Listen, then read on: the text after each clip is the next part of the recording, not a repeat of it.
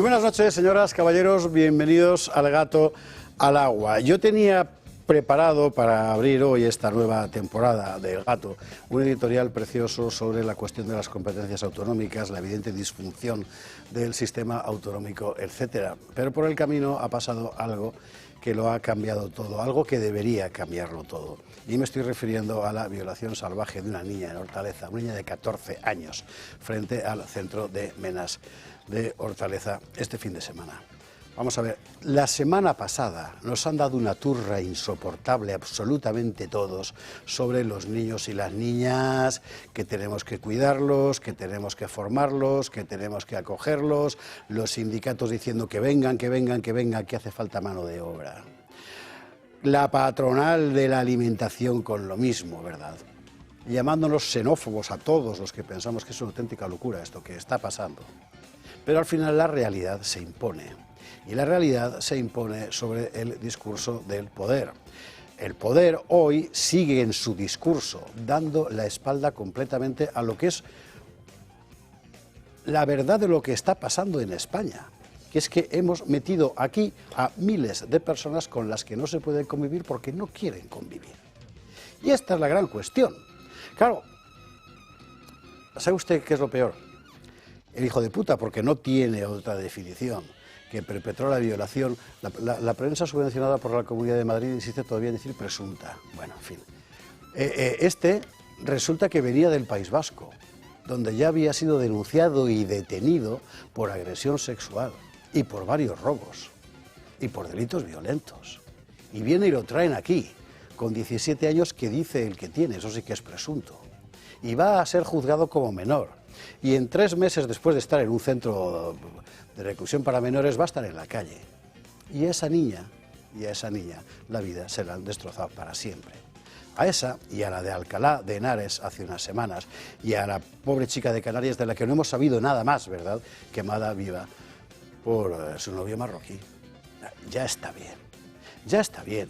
Ya está bien y ya está bien de que la reacción del poder sea la de intentar que empaticemos con el agresor y no con la víctima. No, la víctima es una de nosotros. La víctima es una chica de aquí. La víctima es una chica cuya familia paga impuestos para que el poder mantenga a su agresor. Ya está bien de que talibanes como el delegado del gobierno en Madrid nos vengan encima a acusarnos a los ciudadanos de no empatizar suficientemente con los agresores. No, hay que decir basta como le está diciendo, por cierto, hoy lo veremos en otros lugares de Europa, porque no puede ser que sigamos soportando mantener a un poder que trabaja contra nosotros. Un poder que favorece que entre gente que nos viola, que nos asalta, que nos roba. Ya está bien. Y como ya está bien, nosotros hoy queremos empezar con esa niña, mandándole todo nuestro cariño a la familia y diciéndole al poder, al ministro del Interior, al delegado del gobierno en Madrid, al presidente del gobierno, a todos los que durante estos días han estado cantando las excelencias de la acogida de Menas, es decir, del tráfico de menores, que basta ya y que nosotros, desde luego, por aquí no vamos a pasar.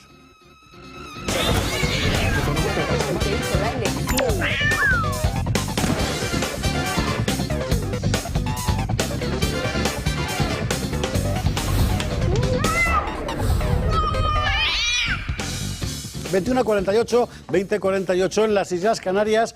Bienvenidos a esta nueva temporada del Gato al Agua. Les anuncio ya, así pareciendo boca, que el miércoles tendremos aquí a Santiago Abascal media hora larga. Le vamos a preguntar de todo.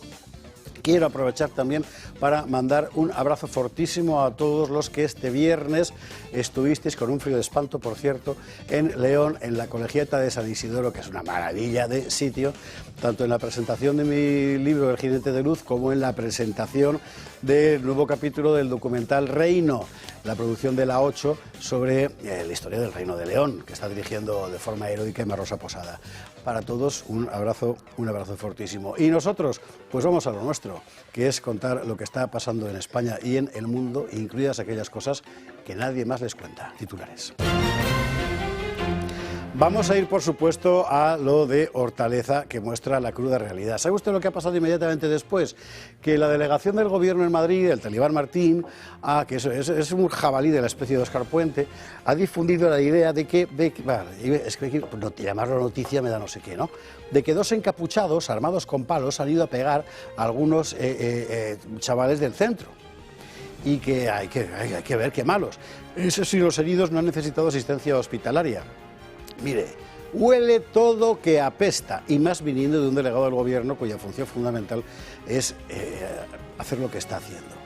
Distorsionar la realidad para seguir trabajando contra el pueblo, exactamente igual que los sindicatos, y me callo ya porque a mí este asunto de verdad que me sueleva. Venga, siguiente tema. Bueno, esto me sueleva también, es lo de Inglaterra. Es asombroso, aquí nadie más lo ha contado. Vamos a ver, Inglaterra está hirviendo. Que tiene usted al gobierno del señor Starmer persiguiendo a la gente que pone banderas nacionales, tanto nacionales de Inglaterra como del Reino Unido, la Union Jack, persiguiéndoles con la policía. Todo eso ha venido a sustanciarse en la imagen de una niña, que además se llama Lola, mire usted por dónde, en Dundee, Escocia, que el otro día, para librar del acoso de un inmigrante a su hermana, sacó un hacha y un cuchillo. Por supuesto, la policía detuvo a la niña. Bueno, esa niña Lola se ha convertido, Lola se llama, es que además se llama Lola, en fin. Hubo un maravilloso artículo de Carlos Esteban el otro día, una golfilla pelirroja, citando Chesterton, ¿verdad?, hablando de este asunto, en Gaceta. Esa niña se ha convertido en el emblema de lo que hoy es toda Europa. Si me dicen a mí hace unos años que el emblema de Europa iba a ser, yo qué sé, no Minerva, sino una niña que se llama Lola y que es escocesa, que quiere usted que le diga, pero es lo que hay, y como nadie se lo está contando, nosotros se lo vamos a contar. Bueno, hoy ha descendido Pedro sobre nosotros, ahora mismo está descendiendo también en todas las cadenas públicas, menos en Clan, creo que en todas las demás, y en Disney, no lo sé. Igual sí, porque como llaman Disney Plus, se han puesto tan horteras que igual lo... En fin. Bueno, que la culpa de los incendios es del cambio climático y del PP y de las autonomías. Bueno, no se puede mentir más. Hoy, por cierto, mire usted por dónde tenemos en la mesa a José Ramón Fernández, que publicaba en su blog hace unos días un artículo absolutamente imprescindible explicando las razones científicas reales por las cuales los últimos veranos han sido, por los últimos años, particularmente cálidos. Vamos a hablar de este asunto y, sobre todo, vamos, como de costumbre, a develar la barbarie y desenmascarar al mentiroso este. Hablando de mentiras, estamos ahora a vueltas con el asunto de la autodenominada condonación de la deuda, o sea, que usted va a pagar el caso autonómico. A la Generalidad de Cataluña, que ha gastado el dinero de toda España como si no hubiera un mañana, que seguramente no lo habrá, ¿verdad? Le van a condonar un montón de dinero para que pase la cosa con vaselina, café para todos, una vez más. Pero usted sabe lo que significa esto, ¿no? Que usted va a pagarlo. No se perdona nada. No hay perdón. No es posible perdonar la deuda. No, lo va a pagar usted con sus impuestos. Que como ya paga pocos, ¿verdad? Pues más.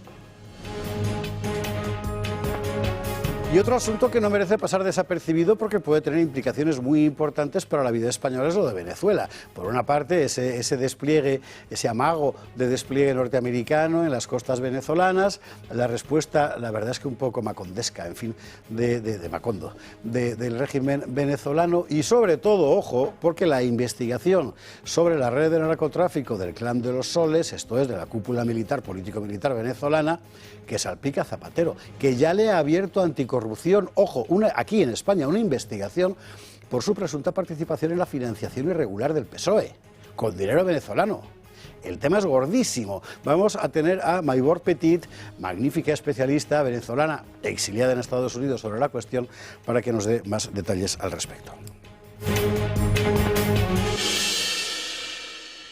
Y lo vamos a hacer en compañía de nuestros contertulios de esta noche. Don Antonio Alonso Timón, ¿qué tal estás? Muy bien, don José Javier. Pues ya con la nueva temporada hemos descansado y no quiero olvidarme de los fieles seguidores que tenemos por toda España, pero muy especialmente en la provincia de Málaga, donde hay muchísimos seguidores del Toro TV y especialmente del Gato al Agua.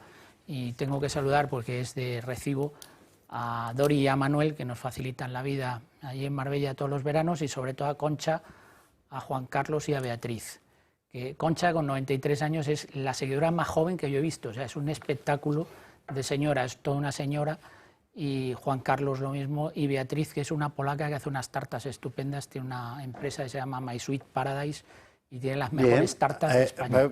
Una pequeña, cuando dices nos facilita la vida, ¿te refieres a ti? Nos facilita la vida en todo, porque siempre están dispuestos a ayudar en todo lo que... Bueno, que yo también quiero, o sea, claro, en fin, o sea, que si eso, mandáis un mensaje, encantado, Antonio. Bienvenido, buenas noches, y a todos esos amigos, un fortísimo abrazo. Don José Ramón Fernández, buenas noches, ¿cómo estás? Muy buenas noches, pues encantado nuevamente de estar entre vosotros. Feliz como una lombriz. Feliz como una... Antes era como una perdiz, pero ya no quedan, han ardido. Perdices, sí, ¿no? Luego. Sí. Y hay esos ecovegoanimalistas que sacaba el otro día Alex Lahain en su cuenta de Telegram, la imagen esparciendo pienso en todo el monte quemado para que los animales fueran a comer. Dice, vamos a ver. O sea, los animales se han ido, los que no han muerto se han ido. De verdad que aquí tenemos un serio problema de retroceso intelectual, en fin. Bueno, José Ramón, bienvenido. Dime. Muchísimas. No, estaba pensando que el retroceso intelectual corresponde a los regidores que nos ha correspondido. El resto del país, que afortunadamente evoluciona positivamente, sabe a fondo y con claridad que estos son las patochadas del gobierno y de las administraciones a alto nivel. Es decir, aquí no se trata de que la gente no sepa cómo tratar las cosas. Sabemos bien cómo tratar nuestro monte. Los que parecen no saberlo son los ecologetas. Don José Ramón, bienvenido, buenas noches. Doña Ana Cuartero, ¿cómo estás? Muy buenas noches. Pues muy buenas noches, a pesar de pues esa noticia con la que has abierto el programa de hoy, tan terrorífica, ¿no? Como madre de 3 chicas jóvenes, pues desde aquí, desde luego, todo mi apoyo tanto a la víctima como a los padres, porque si hay algo que realmente nos hiela la sangre a los padres muchas veces cuando nuestros hijos salen de casa es pensar que puedan suceder estas cosas, y lo que es tremendo es que sea el propio gobierno de la nación y tanto buenista los culpables al final de que este tipo de personas anden por la calle sueltas. Y voy a aprovechar que Timón ha saludado, y yo tengo que saludar también a todas sobre todo nuestras telespectadoras desde Galicia, desde Ferrol en concreto, Macamen, María Luisa Berenguer, que siguen este programa y que cada día me mandan mensajes y me mandan recaos, y además les gusta que por lo menos levantemos la voz, ¿no? Viven uno de los peores nacionalismos que ahora mismo se está viviendo en España, y es que el que viene agazapado bajo las políticas supuestamente de derechas. Sí, efectivamente. Así que mucho ánimo, sé que estáis trabajando también por destapar todas esas políticas totalmente contrarias a la defensa de la nación española, y desde aquí os transmitimos todo nuestro apoyo. Ana, bienvenida, buenas noches. Nosotros dentro de un momento vamos a empezar a destripar la actualidad. Empezaremos por la cuestión venezolana y la sombra de Zapatero que aparece por ahí dentro, pero antes, otro que no puede faltar, y menos en la inauguración de temporada. Don Adolfo Albistur, ¿cómo estás? Buenas noches. Pues encantado, ya enseño mi yo le puedo dar fe de que cuando sale de aquí se quita el aparato. Sí. Que lo lleve puesto siempre. Sí, no vivo con él todo el día. Pues encantadísimo de estar de nuevo en esta temporada contigo, Esparza, y con los compañeros y en El Gato. Y nada, y además muy contento porque de veras que está teniendo una aceptación muy buena, ¿no? El glucómetro. ¿Esto qué quiere decir? Quiere decir que muchas personas están tomando conciencia de la importancia que tiene medir la glucosa, ¿no? Lo primero que tenemos que saber es cuánta glucosa tenemos, luego ya veremos el tratamiento, ¿no? Además, fijaos que yo no sabía que había un índice bastante importante de personas que, siendo diabéticas tipo 2, pasan a ser diabéticas tipo 1, es decir, que pasan a tenerse que inyectar insulina. Esto es bastante más grave de lo que podemos decir. Bueno, ¿qué más da 1 que 2? No, porque si ya te tienes que poner insulina, significa prácticamente que tu páncreas no está segregando insulina. Entonces ya no se le puede poner un tratamiento a que la insulina sea más eficaz, sino hay que poner insulina. Y eso ya son a veces 2, 3 veces y 4 veces al día, donde te tienes que estar inyectando, donde los controles se hacen más dificultosos. Oye, ¿cómo lo notas? ¿Cómo lo notas? Es decir, ¿en qué síntomas puede uno percibir? Es decir, aquí algo está fallando y tiene que ver con el azúcar. Pues mira, si empiezas a ser diabético, una de las cosas que tienes es sed, ¿no? La sed es una de las cosas. Otra de las cosas es que te cansas de una manera bastante rápida, ¿no? O sea, tienes sed, te cansas, luego tienes ciertos mareos, luego lo que es la musculatura como que te duele sin haber hecho ejercicio, ¿no? O sea, hay una serie de cosas que el cuerpo te lo está pidiendo. Entonces, claro, cuando tú empiezas así, te hace una analítica y ya en el momento que te hace la analítica, pues ya se ve que tienes esa diabetes, ¿no? Vale. Si realmente eres tipo 2 y te controlas, quiere decir, mides tu glucosa y pones el tratamiento, pues no vas a pasar a ser tipo 1, vas a tener que tener un control, pero no vas a ser tipo 1. Pero si no la controlas, pues evidentemente al final el páncreas acaba dañándose más y eres tipo 1 y ya es insulina continuamente. Por eso el primer paso es controlar. ¿Qué ocurre? Cuando te tienes que controlar con este aparatito, que muchos diréis, ya, lo tengo claro, pincharse, pincharse y pincharse en los dedos, un día, otro día, varias veces, pues no lo haces y además bueno, lo tienes que sufrir si lo haces, ¿no? Ahora tenemos esta comodidad, de veras es una comodidad porque tú le das un botón, en 3 segundos tienes tu móvil al lado, te aparece cuánta glucosa tienes y a partir de ahí ya tú vas controlándote. Por eso os pido de veras que controlemos la glucosa, que una diabetes, siempre lo digo bien controlada y lo dicen los endocrinos, no es un problema, el problema es primero no saber cuánta glucosa tenemos y si lo sabemos no controlarla. Así que tengamos el glucómetro en nuestra casa, como tenemos un tensiómetro, y bueno, y tengamos ese control que es muy importante. Don Adolfo, gracias mil. Gracias a ti. Hasta el próximo día. Nosotros hacemos una pausa para la publicidad. Recuerda 900, vuelve a ponerlo, porque como estamos de temporada nueva, 900-730-101, llame solo una vez, por favor. Es suficiente para que le devuelvan la llamada si no se lo pueden coger en ese momento o en la web, en fin, y ya lo pregunta usted todo, lo que cuesta, si es fácil de usar, si no, ellas se lo explican, todas esas cosas. A la publi, venga, a la publi y a la vuelta a Venezuela. Ojo con este asunto, porque, vamos a ver, Venezuela es un narcoestado. Eso no quiere decir que sea un estado que han construido los narcos, cosa que pasa en ciertas partes de México. No, significa que es un estado que dentro de su, llamémosle política, ha incorporado el narcotráfico como un arma contra el enemigo. Muy particularmente los Estados Unidos, pero no solo ellos. Claro, ahora, ¿qué es lo que está pasando? Yo no sé si han cambiado cromos o no Trump y Putin con este asunto, pero la ofensiva, de momento solo, digamos, demostrativa norteamericana contra el régimen de Maduro ha sido clarísima en las últimas semanas. ¿Qué pasa? Que de toda esa gigantesca trama de poder y de dinero, aquí tenemos un hilico suelto, un hilico que se llama Zapatero y que ha sido presidente del gobierno. Y la cosa pinta mal para él. Dentro de un rato lo vemos.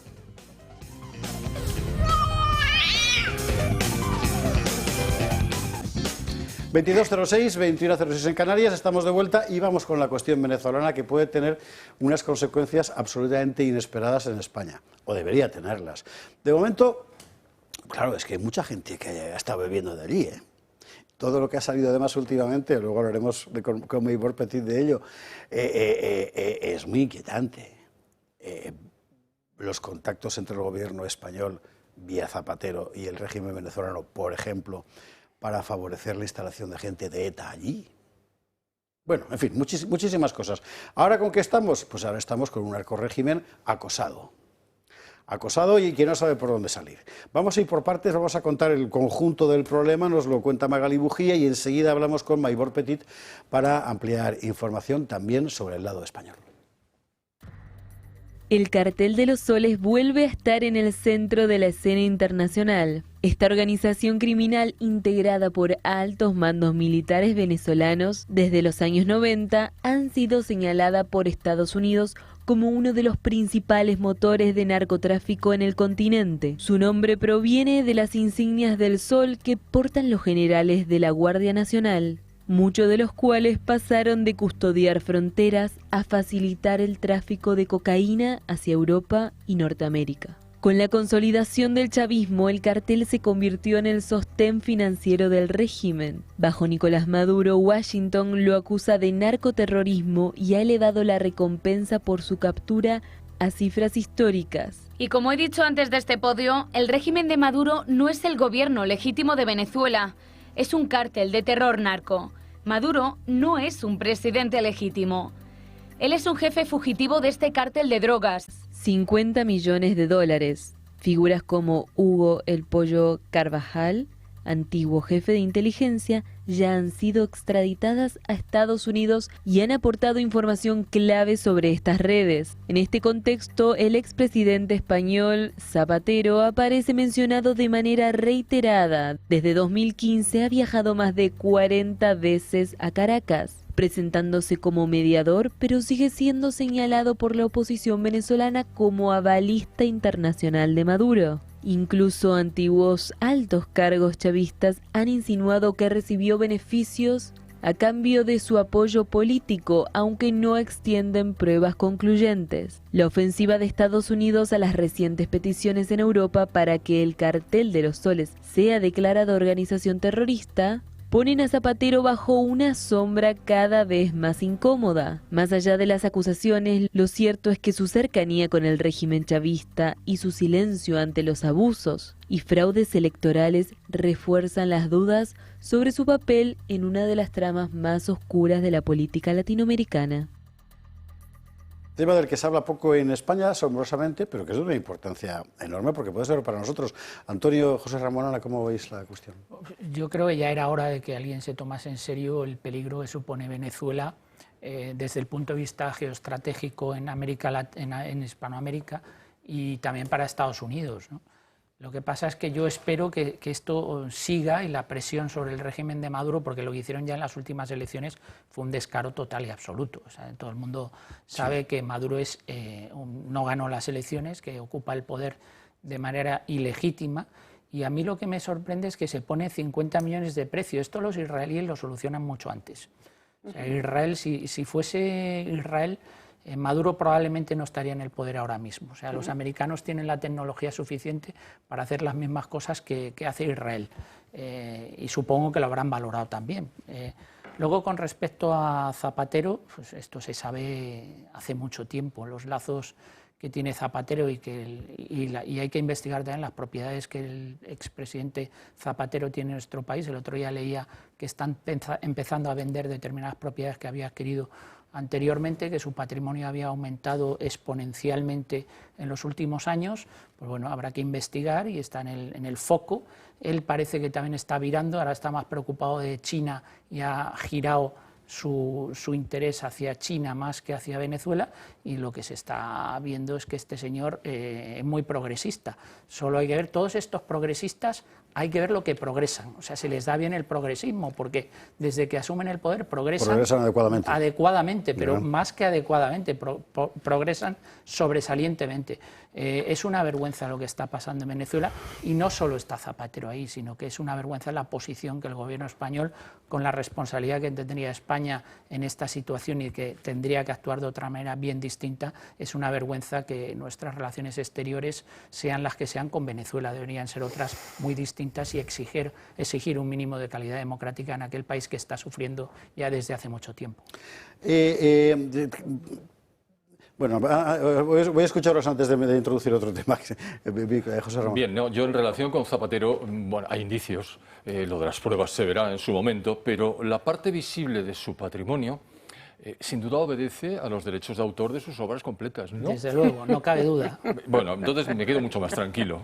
Pero no me preocupa tanto el asunto de Zapatero, que a él sí le preocupa sin duda alguna, y que desde luego tiene conexiones con la posición de nuestro gobierno y la postura de la Unión Europea, evidentemente. Porque ahí nosotros deberíamos actuar como puente e inducir posicionamientos de la Unión Europea que realmente ejercerán presión. No ha sido el caso por las razones que acabaremos entendiendo. Lo entendemos ya, pero las acabaremos probando. No, a mí lo que me llama mucho la atención es que por fin un presidente norteamericano ha tomado una decisión que es doble. Por una, indicar claramente que este señor debe marcharse de ahí, y para eso ha puesto precio a su cabeza, no utilizando esos medios técnicos que mencionabas, sino simplemente diciendo: este señor no puede continuar ahí, y yo lo que voy a hacer es controlar los vectores de exportación de droga hacia Centroamérica y hacia los Estados Unidos, que operaban libremente hasta este momento. De ahí las flotas, que la flota norteamericana que se ha posicionado en el Caribe frente a las costas de Venezuela. Ya no van a volar de la manera que lo hacían, con lo cual los ingresos van a decaer. Como los alternativos ingresos tradicionales del petróleo hace mucho tiempo que no funcionan bien, porque las ventas son muy bajas simplemente por incompetencia de PDVSA, aquí tenemos un problema económico-financiero de primera magnitud que tiene un reflejo inmediato en otro país del Caribe que ha sabido vivir de la Unión Soviética mientras ésta existía y ha sabido vivir de Venezuela mientras Venezuela podía. Y ahora ya no hay ninguna Unión Soviética, ninguna Venezuela y probablemente ninguna China que vaya a salir al paso. Así es que tiene mal aspecto para ellos y bueno para el resto de la humanidad. Vale. Bueno, a mí me parece muy interesante desde el principio, ¿no? Desde que empecé a estudiar las negociaciones acerca de los aranceles, la lucha que está llevando Trump realmente contra el narcotráfico a lo largo de todo el mundo, y no solo contra el fentanilo, sino contra el tráfico de drogas desde países como Venezuela.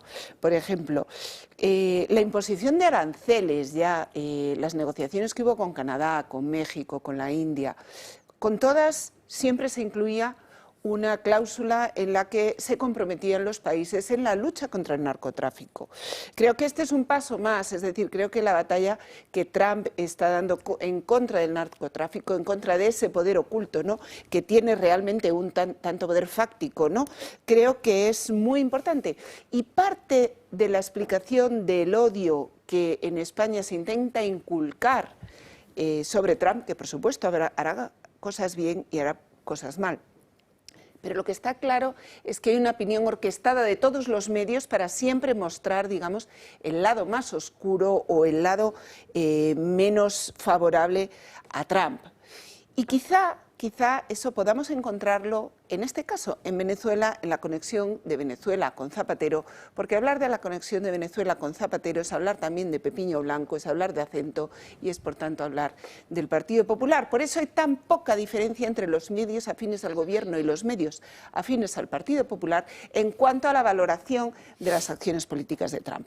Pero ya entrando directamente en lo que es esta acción, ¿no?, en este avance de la lucha contra el cártel de los soles, el otro día escribía un artículo súper interesante en Escudo Digital Carlos Fernández Roca, que, como sabéis, fue diputado nuestro y ahora sigue colaborando con nosotros. Bueno, pues él planteaba tres posibles escenarios, ¿no? Me pareció muy interesante el paralelismo que hacía entre la actual presión de Estados Unidos sobre Venezuela con la intervención de Washington en Panamá y la captura de Noriega, ¿no?, para separarle del poder. Era una de las posibles escenarios que decía, ¿no?, una posible intervención militar de Washington que separara a Maduro del poder. Acordaros que cuando hablábamos de cuando Corina reclamaba esas elecciones, dijo Trump: cuidado con el que se acerque un metro de más a Corina porque me tendrá enfrente, ¿no? O sea, que esto no es una idea feliz. Esto viene.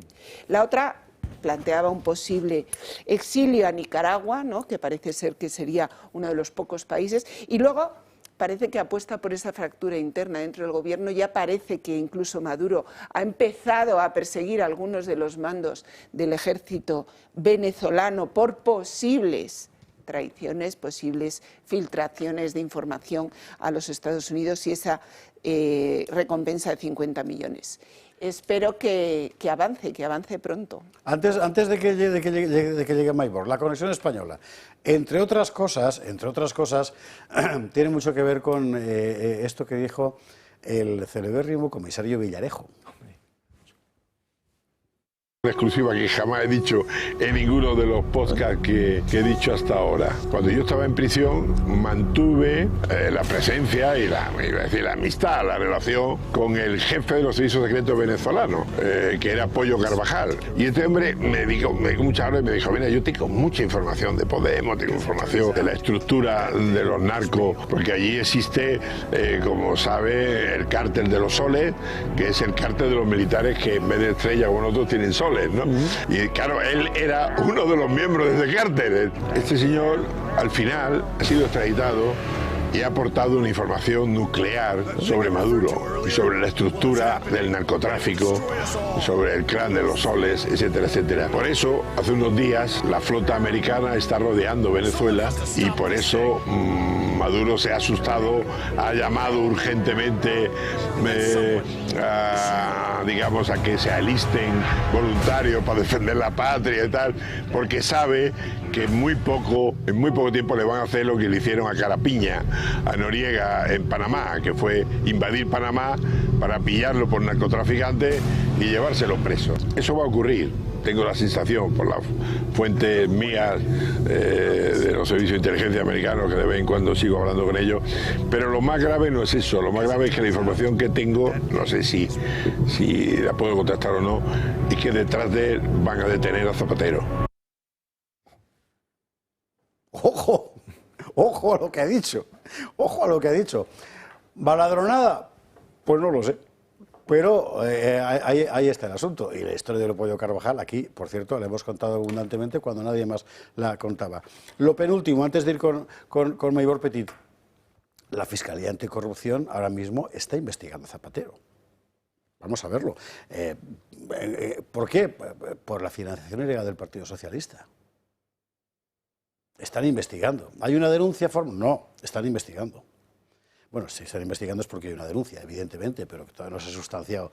Es que los vínculos del régimen venezolano, como bien ha dicho Ana antes, no solo alcanzan a Zapatero, sino a mucha gente más, y no solo al Partido Socialista, sino a algún otro partido de ultraizquierda de nuestro país. Pero decía José Ramón, yo estoy de acuerdo con lo que ha dicho, está muy bien el embargo económico, que no puedan volar, etcétera, pero eso no acaba con el régimen, por lo menos en el corto plazo. Van a necesitar, yo espero, que siga la presión sobre el régimen de Maduro, que es un régimen absolutamente criminal, ha hecho todo tipo de barbaridades con el pueblo venezolano, ha arruinado al pueblo venezolano, se han beneficiado unos cuantos caraduras de ese régimen y de ese narcotráfico. Yo espero que Estados Unidos, de verdad, y que tenga razón el excomisario Villarejo, y que haya una presión mucho más intensa y no solo desde el punto de vista económico sobre Venezuela. ¿Y por dónde vaya a salir? No lo podemos saber. No lo podemos saber. Lo que hemos visto es la reacción de la cúpula del poder venezolano, que han salido haciendo así. Sí, están nerviosos. Cuando han salido Kung Fu y tal, en fin. Bueno, casi todo lo que sabemos sobre el asunto se lo debemos muy particularmente a las intervenciones vía YouTube y otras redes de Maybor Petit, a la que, como usted sabe, aquí siempre que hay algo así oscuro en Venezuela, llamamos para que nos lo cuente. Maybor, muy buenas noches aquí, muy buenos días allá, ¿cómo estás? Muy buenas tardes, muy buenas noches. Ya son tardes, es verdad, ya son tardes. Sí, estamos en Nueva York y es el final de la tarde, prácticamente el fin del verano y día de fiesta, que se celebra el Día del Trabajador. Bien, bueno, pues felicidades. Bueno, ¿qué es lo último que nos puedes contar? Acabamos de resumir más o menos lo último que has estado contando. Insisto en que hay que seguir a Maybor Petit para estar al tanto de lo que pasa por allí. ¿Qué es lo último? ¿A qué te va oliendo la cosa? Mira, en estos momentos acaba de concluir una rueda de prensa de Nicolás Maduro, donde este advirtió al presidente de los Estados Unidos con una cara realmente de preocupación y de trasnocho, que tenía que estar muy, pero muy en cuidado con lo que estaba haciendo Marco Rubio, porque le pretende llenar las manos, manchar las manos de sangre al presidente de los Estados Unidos, Donald Trump. Esto lo hizo en un tono que realmente preocupa y preocupa a muchos chavistas, porque se siente que Maduro se está victimizando, pero adicionalmente a ello se le observa el miedo. Hay cosas que no se pueden ocultar y el lenguaje no verbal habla y comunica más que el lenguaje verbal. Pero hoy el señor Maduro estaba rogándole al presidente Trump que no le hiciera caso a Marco Rubio, que tenía un plan de cambiar el régimen y que lo estaba haciendo a sus espaldas. También estaba señalando, y esto nos llamó muchísimo la atención, de que el presidente Trump, aparentemente según Maduro, no sabe lo que él está haciendo. Sin embargo, si nos vamos al terreno de la realidad y no de esta narrativa del régimen, tenemos que entender que los Estados Unidos ha tomado una decisión que primero hay que entenderla en el marco de la estructura de lo que está pasando aquí en Estados Unidos. El presidente decidió en el primer momento de su llegada a la Casa Blanca luchar contra los carteles de la droga, porque los graves problemas que hay acá de violencia en la población, que está en una muy importante mayoría adicta a las drogas de toda naturaleza, pero también se ha convertido en un tema de seguridad pública, la crisis de opioides y particularmente del fentanilo. A raíz de todas esas decisiones se designaron los carteles de la droga más importantes como organizaciones terroristas, y por casualidad pues a Maduro le ha tocado doble porque tiene el Tren de Aragua, designado como una organización terrorista extranjera, y también el Cártel de los Soles. ¿Qué es lo que sucede con esto? El gobierno de los Estados Unidos tiene muchísimas más opciones desde el punto de vista jurídico, desde el punto de vista del Departamento de Defensa, de buscar, de parar y de acosar. A este momento, y de acuerdo a las conversaciones que he tenido con fuentes que están directamente vinculadas, tenemos una especie de presencia con una actividad, un operativo contra los carteles de la droga que atraviesan la droga por todo lo que es el Caribe occidental, más no están cubriendo por ahora el Caribe oriental, donde por cierto Maduro tiene muchas, pero muchas relaciones, porque las hizo Hugo Chávez con Petrocaribe. Está evitando que se pase la droga de un lado a otro, con lo cual se pretende vaciar los bolsillos del dinero ilegal que tiene el régimen y que es el que lo mantiene en movimiento. Por allí se traspasa droga, entre ellas, de acuerdo a las autoridades federales, cocaína mezclada con fentanilo en un porcentaje de un 20%. Por allí se trafica oro, se trafica petróleo en el mercado spot y adicionalmente a ello todo tipo de minerales, incluyendo el coltán, que es muy importante para el desarrollo de la industria, pero ilegalmente.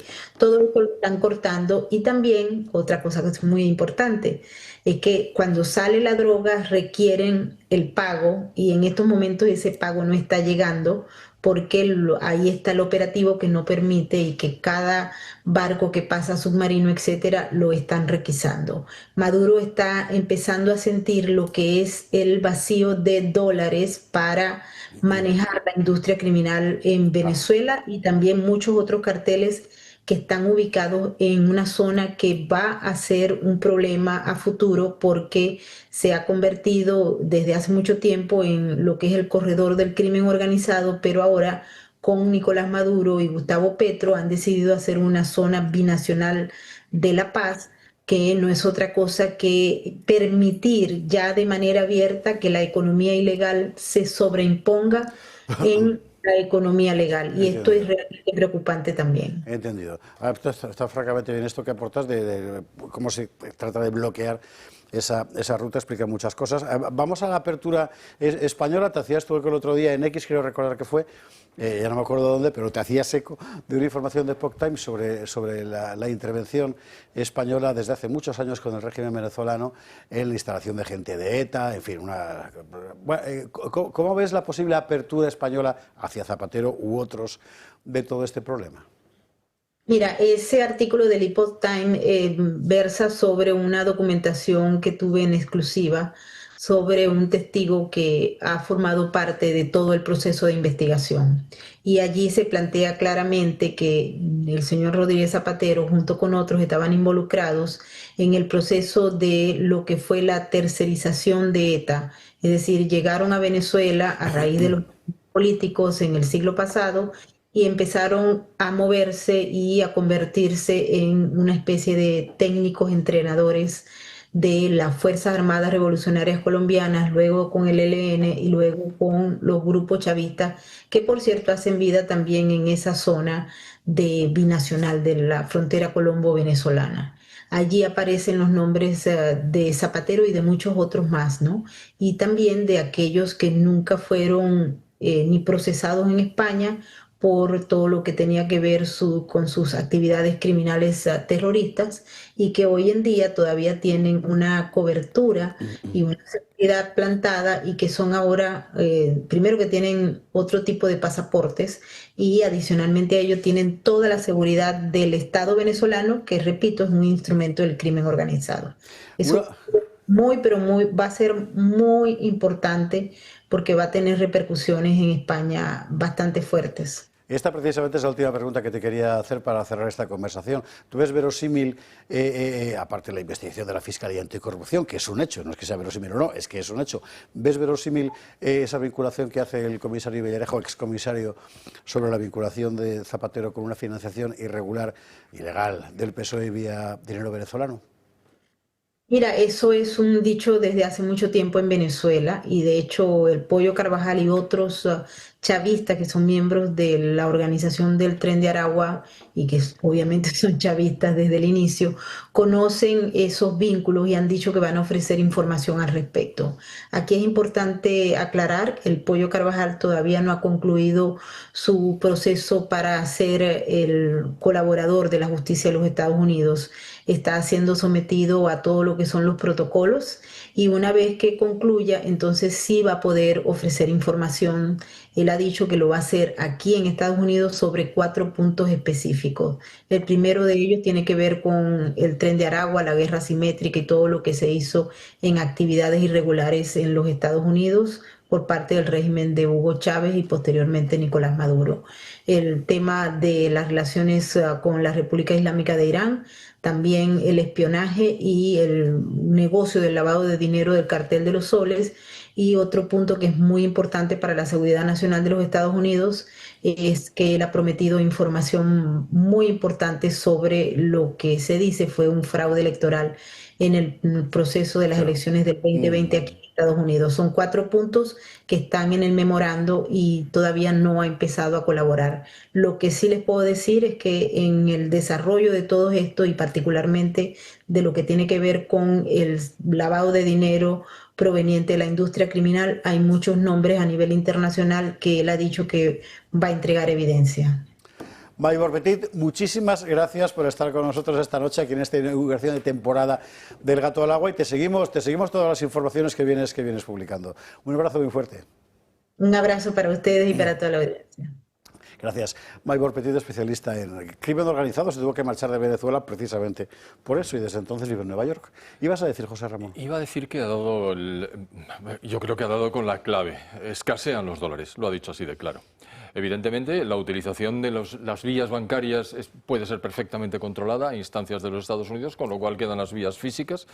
Es decir, estar pagando a la gente con billeticos es una cosa que realmente nos retrotrae a un pasado bastante pasado y no le va a quedar otra, pero tienen que llegar los billetes.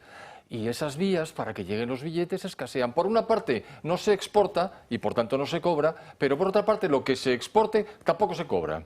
Con lo cual, donde no hay harina, vamos a tener un problema de 50 millones que alguien va a decidir que sí, que va a coger los 50 millones porque la vida es corta, no se vive 2 veces, eso ya se lo digo yo, y se trata de salir adelante con lo que sea. Por lo tanto, Trump no va a cometer el error de convertir a un criminal en un mártir, de ninguna de las maneras.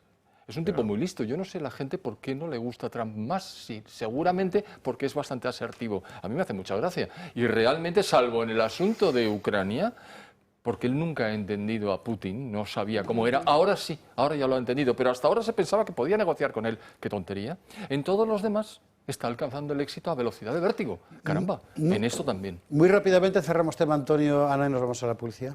Bueno, veo que eres, por tanto, partidario de la primera, ¿no?, de las opciones que nos daba Carlos Fernández Roca, de la fractura interna. Yo creo que es la más probable. Efectivamente, 50 millones de dólares son mucho.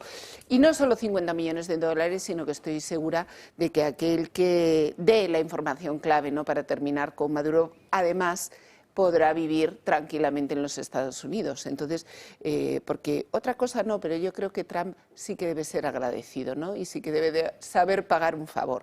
Con lo cual yo también me apunto a esa opción de la fractura interna, porque cualquiera de las otras dos efectivamente podría hacer de Maduro un mártir y eso es lo último que queremos.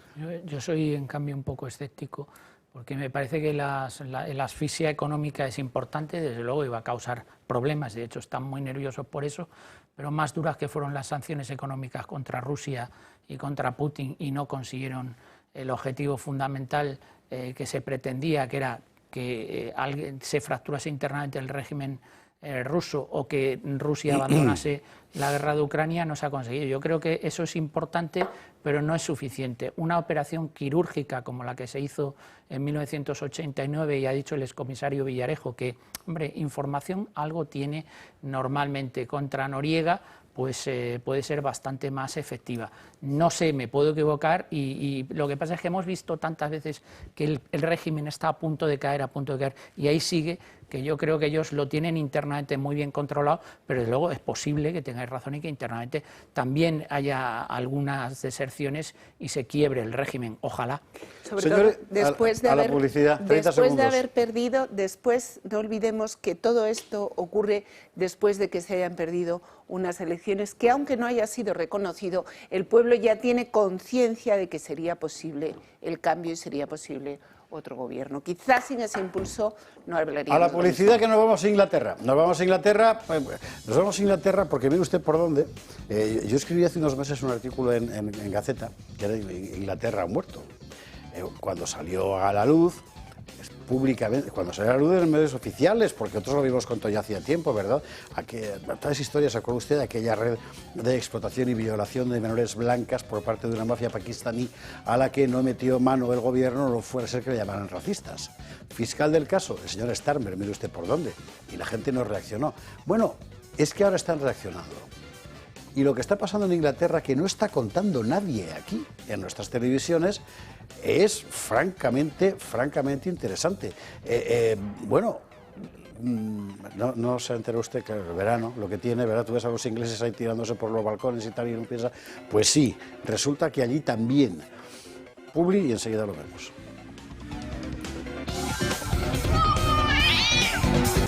39, 21:39 en Canarias, y nos vamos a Inglaterra, porque lo que está pasando allí, bueno, el Reino Unido si usted quiere, porque es verdad que está pasando también en Irlanda del Norte, en Escocia, etcétera, pero lo que está pasando allí es alucinante. O sea, ver a la policía del gobierno perseguir a la gente que pone banderas en su casa y detenerla,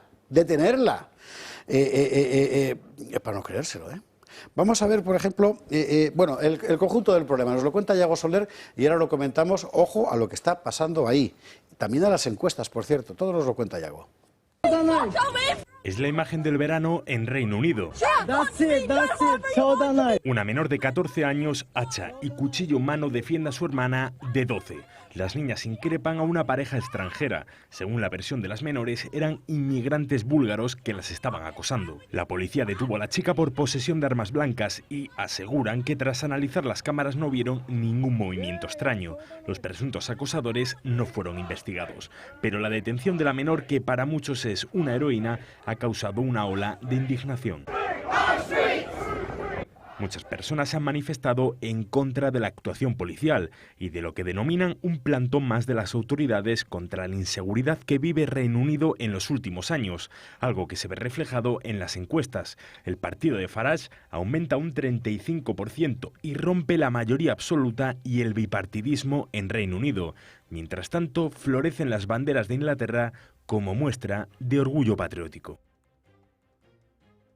Y un vídeo muy divertido de un señor que ponía donde los cubos de la basura una bandera de Inglaterra, porque decía que era la única forma de que los servicios municipales se llevaran la basura.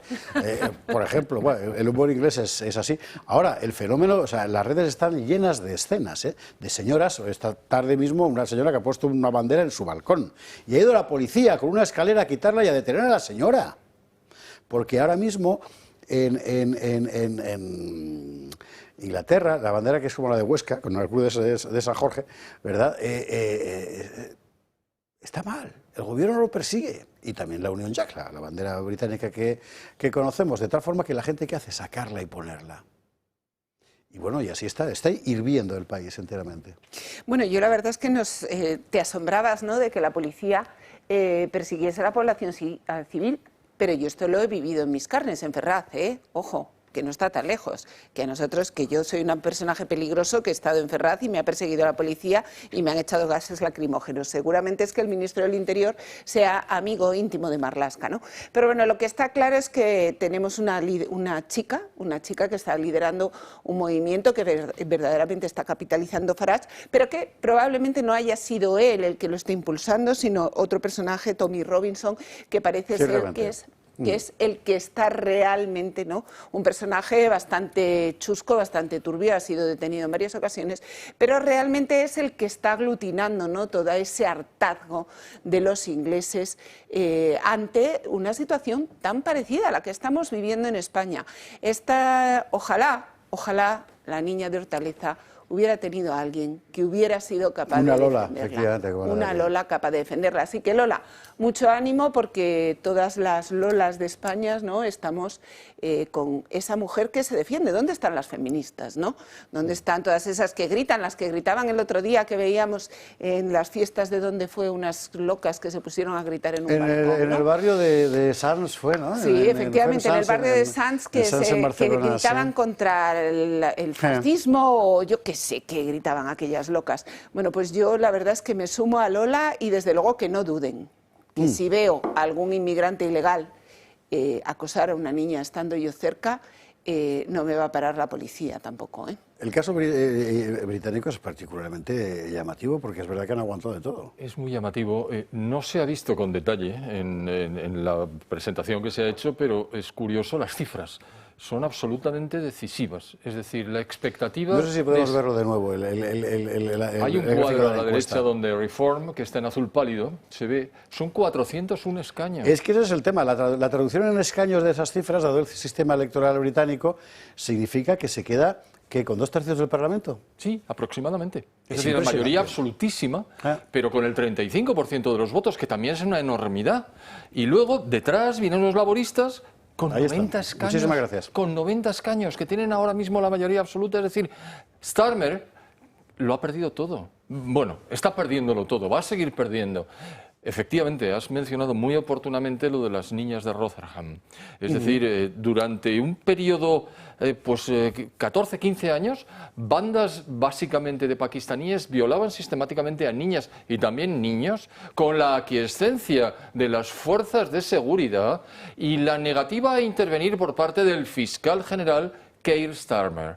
Y no se dice lo suficiente. Esto precisamente es lo que denunció, entre otros, Tommy Robinson, al que mencionaba antes Ana Cuartero, y que creo que ya no está en la cárcel, pero le metieron en la cárcel, entre otras cosas, por vincular inmigración, delito de odio, ya sabe usted, ¿no? Y en realidad saltó más a la fama internacional cuando Elon Musk en X apadrinó a Tommy Robinson. Eso es. Dijo, no tanto Nigel Farage, sino tal.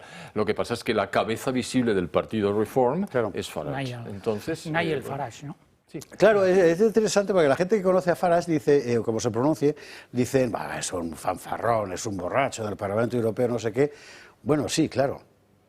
Ostras, ¿y los que han estado mandando qué? Que tienes a un gobierno que ha estado ocultando, pero no un ministro, todo el gobierno, la fiscalía, la policía ha estado ocultando una trama de explotación sexual de niñas, porque eran golfillas del arroyo, como en esa frase de Chesterton que citaba el otro día Carlos Esteban. Claro, yo conozco gente que dice, es que no, la clase rectora británica, unos puñeteros traidores, por Dios, a su pueblo, ¿no? Y además muy bichos, hablando de borrachos, ¿te suena Churchill? Bueno, sí, eso es... Claro, es que eso de decir que no, Farage es borracho, es bebedor... Bueno, bebedores ha habido muchos ahí. Churchill jugó un papel importante con todo. Y fumó un papel importante. Y la reina madre también se conservó hasta los 103 años de alguna manera y no fue necesariamente con medicamentos. Quiero decir que ese no es un argumento que se pueda utilizar. Estamos hablando de Inglaterra, pero la situación de Inglaterra es extrapolable a otros países. Decía Ana, es que hay cosas parecidas a nuestro país, pero hay que ver cómo está Francia también, cómo está Francia, cómo está Inglaterra, cómo está Holanda o Países Bajos o como se quiera llamar ahora. Pero es que además en la situación inglesa... Hemos sacado, por cierto, lo veremos el viernes en Usares, que es Dios mediante, que es una concejal creo que es el Molenbeek, diciendo que un belga que no acepte el Islam tiene que ser de Bélgica. Estamos así, una señora que tiene un cargo Bélgica público, es otro país que también está hecho unos zorros. Lo que pasa es que esto en Inglaterra, ahí vemos, yo lo iba a comentar, habéis hecho muy bien en sacar, esto es muy gráfico, porque claro, los ingleses no perdonan esto. El que te metas con la Union Jack o con la bandera de Inglaterra, esto en Inglaterra, y yo conozco bien ese país, esto no se perdona. Y lo que está sucediendo en Europa y el factor común a todos estos países que estamos diciendo es que hay un hartazgo sobre la clase política tradicional. Los políticos, la clase política tradicional en toda Europa, lejos de solucionar los problemas de los ciudadanos, están creando más problemas para los ciudadanos y están haciendo la vida imposible a la ciudadanía. Desde Bruselas, desde la legislación que nos viene de Bruselas con la terrorífica Agenda 2030 que se va a cargar el sector primario, el sector secundario y el sector terciario europeo, hasta las políticas nacionales que han querido desarrollar a pie juntillas esa Agenda 2030 y que está fastidiando la vida de la gente. Si aquí en el fondo lo que ocurre es que en Europa se vive peor ahora que hace 20 años. Hay un recorte de libertades, hay una crisis del Estado de Derecho porque se está atacando los pilares esenciales del Estado de Derecho, que es la separación de poderes, el principio de legalidad y las libertades fundamentales. Hay un recorte de libertades y eso es lo que la gente está harto de ello. Hay un vídeo muy interesante, precisamente en Inglaterra, de Rowan Atkinson, que es Mr. Bean, que dice todo esto claramente. Dice, yo muchas veces me he salvado por ser quien soy, pero estamos asistiendo en nuestro país a un verdadero recorte de libertades, a un recorte de una libertad esencial como es la libertad de expresión, que en el Reino Unido se está atacando flagrantemente ya desde hace algunos años. Y esto en el Reino Unido no se perdona. Y por supuesto que Reform UK va a tener unos resultados electorales espectaculares. En fin, aquí seguiremos atentamente este asunto y seguiremos contándoselo, que asombrosamente nadie más lo hace. Si tú ves las cadenas de televisión del sistema y este es un asunto del que no se puede hablar, no vaya a ser que la gente se entere. ¿Por qué no quieren que la gente se entere? Pues para que no pase aquí. Porque aquí la situación no es tan dramáticamente grave como en el caso de Inglaterra o como lo que ha mencionado Antonio Alonso Timón de Francia, etcétera, pero empieza a serlo también. Y lo que lo ha puesto de manifiesto ha sido la violación de Hortaleza del otro día. Particularmente después de que hayamos tenido que soportar una semana la hipocresía sin límites de una casta política que sigue empeñada en presentarnos las cosas como no son. Bueno, vamos a ir por partes. Vamos a contar el asunto este de Hortaleza, que es exactamente lo que ha pasado. Luego enseguida vamos a ver las reacciones, pero vamos a ver también todo lo que hay delante y detrás de este suceso, porque lo de Hortaleza venía denunciándose desde hace años. Al final la policía tuvo que meter allí 2 patrullas, no sé dónde estaban la otra noche, en fin. La violación ha sido en el parque frente al centro de Menas. ¿Qué ha hecho el gobierno? ¿Cerrar el centro? No, cerrar el parque. O sea, de verdad, esto es, ¿cuánto fue? 2 años. La denuncia de una pelea a machetazos, bueno, a cuterazos para ser precisos, entre inmigrantes magrebíes e inmigrantes centroafricanos. Se sabía. En fin, vamos a ver la información y entramos en ello a fondo. Nuevo caso de agresión sexual relacionado con la inmigración ilegal. Un marroquí de 17 años viola a una niña española de 14 frente al centro de Menas de Hortaleza, en Madrid. Los gritos de la niña alertaron al vecindario. El MENA la agredió, la desnudó y la penetró entre los arbustos de un parque. Los hechos ocurrieron en la madrugada del sábado. Según la niña, había quedado con una amiga que se presentó con 2 menores marroquíes. Uno de ellos, al parecer, era la pareja de su amiga. Se marcharon y les dejaron solos, a los que iban a convertirse en víctima y agresor, el cual atacó a la niña con total brutalidad. La tiró y arrastró por el suelo. Una vecina llamó a la policía al escuchar los desgarradores gritos de la menor.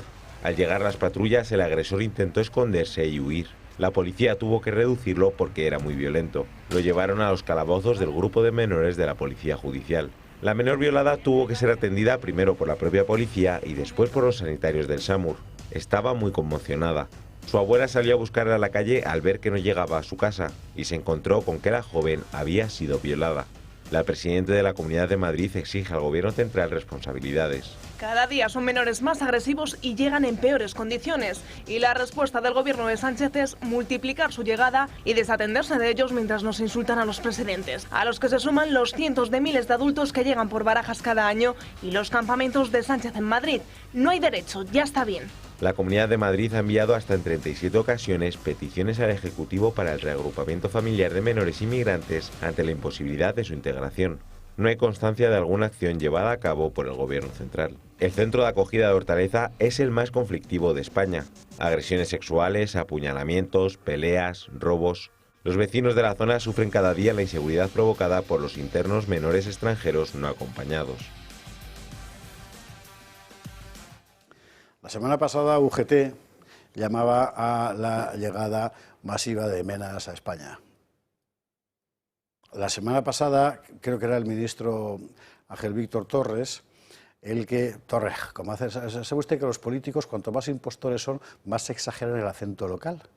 Entonces, el ministro Torres ha convertido el acento canario, que es bonito, en una caricatura de sí mismo, como María Jesús Montero con el acento andaluz. Bueno, pues el ministro Torres explicaba lo importante que es acoger a estos niños que vienen huyendo, ¿verdad?, para formarlos y no sé qué, no sé cuántos. La ministra Alegría nos salía con el asunto de que es todo humanitario y todo no sé qué.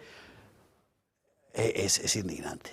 Al final la realidad es esto de Hortaleza, y antes lo de Alcalá, y antes lo de Canarias. Eso es la realidad.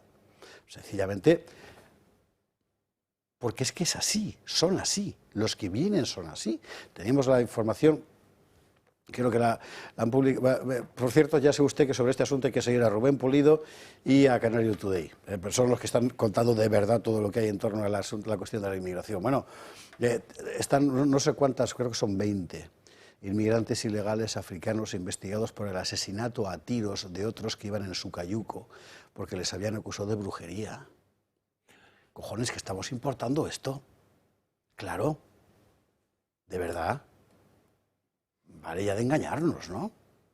Bueno, claro, toda esta semana estaba ahí Isabel Díaz Ayuso, que ha salido muy quejumbrosa, denunciando que cada vez son más violentos los menores que vienen. Reina, que estabas diciendo lo contrario la semana pasada. Claro, aquí el PP está con el paso cambiado, porque el PP, que es el partido bien queda por antonomasia, tiene unos enormes problemas para separarse del discurso dominante, que siempre es el discurso que fija la izquierda. Y cuando te encuentras con realidades como esta, ¿qué haces? Bailar, como Almeida hoy, diciendo, no, esto es nosotros estamos contra esto, también estamos contra Vox, también no sé qué.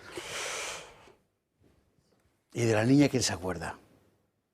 ¿Y de la niña quién se acuerda? En fin, bueno, Vox ha anunciado, por cierto, una concentración frente al centro de Mena, si no me equivoco. Vamos a escuchar a Abascal y ahora metemos el asunto en el debate.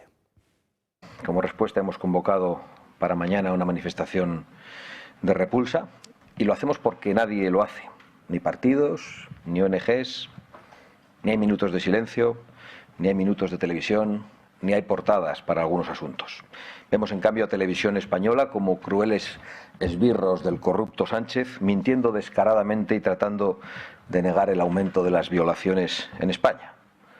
Y vemos que solo Vox está al lado del pueblo que sufre esta invasión patrocinada por el establishment en España y en Europa desde hace demasiado tiempo.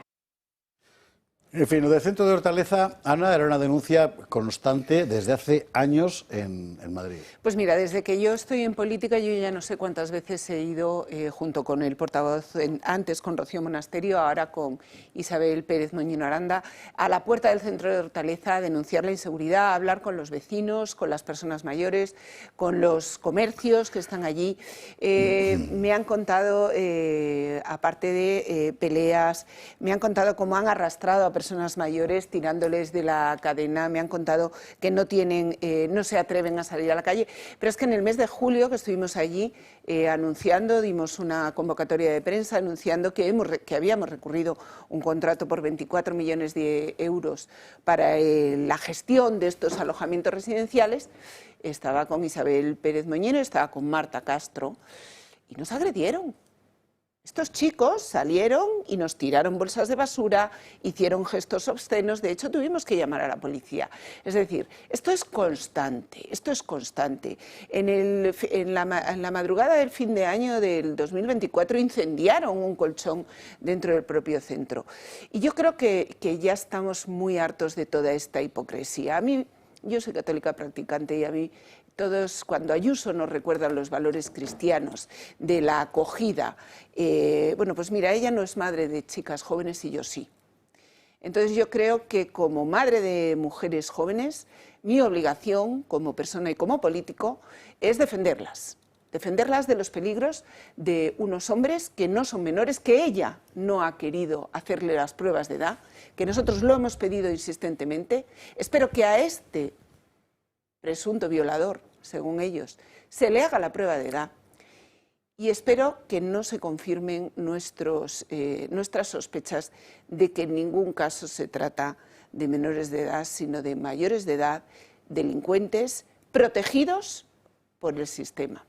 La Comunidad de Madrid espero que se haga cargo de la indemnización a la víctima, porque si es menor de edad es la responsable como tutela, como responsable de la tutela de ese menor. Y espero que en el debate del Estado de la Región, que vamos a comenzar el día 11, no vuelva a decir que son tan españoles como Abascal, no vuelva a decir como en el Congreso que son valientes, arriesgados, que buscan un futuro.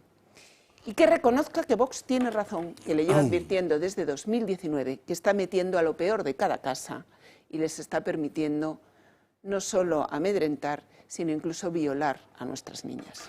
Este pollo se llama Mohamed R. A la Cruz Roja ya sabe que usted que le llama Cruz Moja ahora, por razones obvias. Cuentan que en su momento es de Tánger, llegó a España sin documentación alguna, él dijo que era menor. Cuentan que se determinó su edad con un estudio del Carpo en La Paz. Es una prueba que tiene un margen de error de 2 años, con lo cual le pusieron 17 y vete tú a saber. La policía dice que ese procedimiento es una estafa, ¿verdad? En este caso concreto dice que sin ninguna duda es mayor. La prueba de medición de edad por la mandíbula, que tiene un margen de acierto del 90%, es justo la que no se practica en estos casos, ¿verdad? Mire usted qué cosa más llamativa. Y según las informaciones que van apareciendo, resulta que venía del País Vasco, donde ya había sido denunciado y detenido por agresión sexual, robo y no sé qué y tal. Estos son sin Dios, pero completamente. O sea, juegan con nosotros. Bueno, la frase es perfecta, juegan con nosotros. La cuestión es, lo que acaba de decir Ana va a misa. Es decir, son hechos. No hay que hablar sobre ello mucho más porque está perfectamente expresado. Bueno, ¿y ahora qué va a pasar? Porque esta buena gente que tenemos en el gobierno y en el otro partido de la alternativa tradicional piensa que el pueblo español no se está dando cuenta de que las fuerzas y cuerpos de seguridad del Estado están protegiendo a los criminales en contra del pueblo. Es decir, como decía Ibsen, me parece recordar, son los enemigos del pueblo. Y si son los enemigos del pueblo, como se está demostrando, el pueblo se tendrá que defender. Bien, siguiente paso. ¿Qué puede ocurrir en cualquier momento? Pues que haya una gota que desborde el vaso. Esta es una expresión muy característica. Es decir, de repente alguien reacciona, y reacciona con violencia extrema. Y ya estamos en otra situación. Y esto va a pasar. Lo que no sabemos es cuándo, pero que va a pasar pueden estar seguros. Y entonces desencadenarán a sus tropas mediáticas diciendo, mirad lo que han hecho estos canallas. Bueno, esto ha pasado. En nuestro país pasó durante muchos años y ha seguido pasando. La última vez que recuerdo es en Puerto Urraco, donde por otras razones y con otras mentalidades hubo con algo que mucha gente tiene en su casa, que es una escopeta. Es decir, no es lo mismo que en la Gran Bretaña. Tengo un amigo americano, y con esto termino, que me dice, no, eso que hablas tú de la guerra civil en el Reino Unido no es posible porque no tienen armas. Él es americano. Y le dije, ¿tú quieres decir que no tienen armas de fuego? Pero hay muchas más. Ahí cayó, dijo, bueno, también es cierto. Digo, llega un momento en que la gente no lo soporta más. Muy bien, si el gobierno quiere que la población llegue al punto de no soportarlo, que siga así. La función del Estado es, por definición, proteger a los ciudadanos. Es el factor clave de la legitimidad. Por eso se les concede el monopolio legal de la fuerza. Si el Estado, en lugar de proteger a los ciudadanos, protege a los que agreden a los ciudadanos, pierde su legitimidad y debería perder también, por tanto, el monopolio legal o al menos moral de la fuerza. Y es exactamente la situación en la que estamos. Es que es de una gravedad enorme, ¿eh? En fin, Antonio Timón. Bueno, pues ahí, ¿cuánto tiempo llevamos hablando de estos temas? Nosotros muchísimo.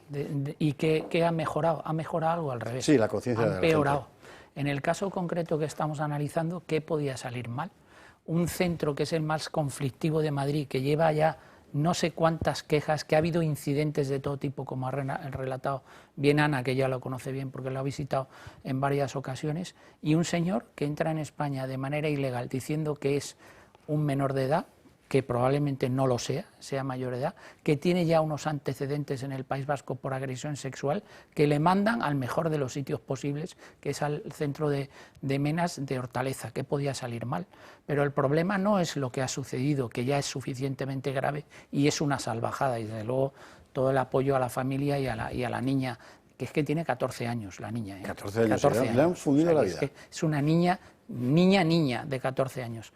El problema no es lo que ya ha ocurrido, sino lo que va a ocurrir, porque esto cada vez está empeorando más, y desde el poder otro ejemplo paradigmático de que no se solucionan los problemas, sino que los problemas se enquistan, crecen, y efectivamente llegará un momento en el que la población tendrá que reaccionar y defenderse de distintas maneras, que hay muchas maneras de defenderse, pero desde luego el problema es muy serio, el problema se está agravando, y esto que ha sucedido en Hortaleza lleva sucediendo mucho tiempo, y no solo en Hortaleza.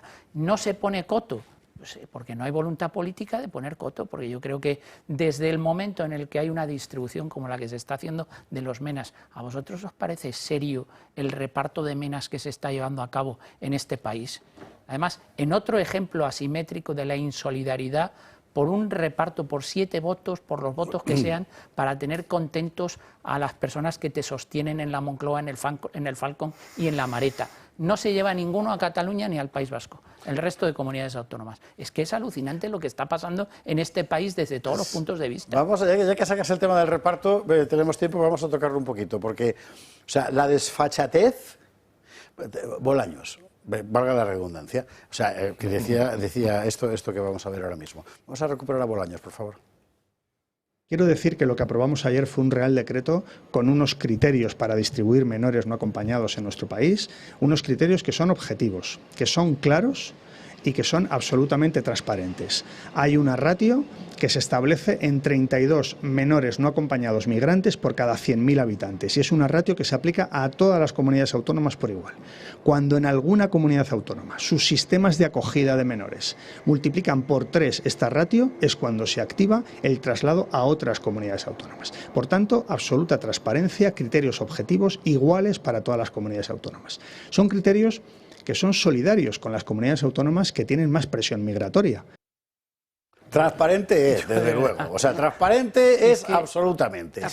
Mohamed VI está utilizando la inmigración como arma híbrida contra España. Sánchez está utilizando la inmigración como arma híbrida contra el PP. Es transparente. Claro que es transparente. Pero el problema, de verdad, el problema es que el PP entra en el juego. La mayoría de las veces que yo he oído a Ayuso protestar contra el reparto de inmigrantes, lo que dice es: nos mandan inmigrantes sin darnos dinero. Es que me da igual que te den dinero, que no te den dinero para mantenerlos. Que es que me da exactamente igual, que no queremos ni uno, pero ni uno, ni en Pozuelo, ni en La Cantueña, ni en Hortaleza, ni en los cientos de pisos que estás contratando de forma absolutamente ilegal, utilizando procedimientos a dedo para repartir el mercado entre las ONGs que se lucran con esto, señora Ayuso. A pesar de que el Tribunal de Recursos Contractuales me acabe de negar la legitimación, porque no se han atrevido a entrar al fondo de la cuestión. El acuerdo marco que asigna el número de plazas a cada ONG prima la adjudicación de los contratos basados en ese acuerdo marco, que es lo que de verdad lleva la adjudicación, a estar ya gestionando el centro. Un centro que te han adjudicado a dedo por un criterio de emergencia. Señores, esto es lo que está haciendo Ayuso. Y lo que pelea realmente es que le dé los 6.000 euros por menas al mes Sánchez para que no se le descuadren sus presupuestos. A ver si abrimos los ojos de una vez a la profunda hipocresía del Partido Popular. No hay criterio de reparto que valga, no hay ningún español que merezca que a su hija la viole un mena en la puerta de un centro de menas. Haya 25.000 o 200 habitantes en esa localidad. A ver si de una santa vez empezamos a hablar claro. El Partido Popular es colaborador necesario y lo está haciendo en todas las comunidades autónomas. Y lo digo porque llevo 6 años estudiando esos contratos. Y son todos, desde mi punto de vista, desde mi humilde punto de vista, todos irregulares.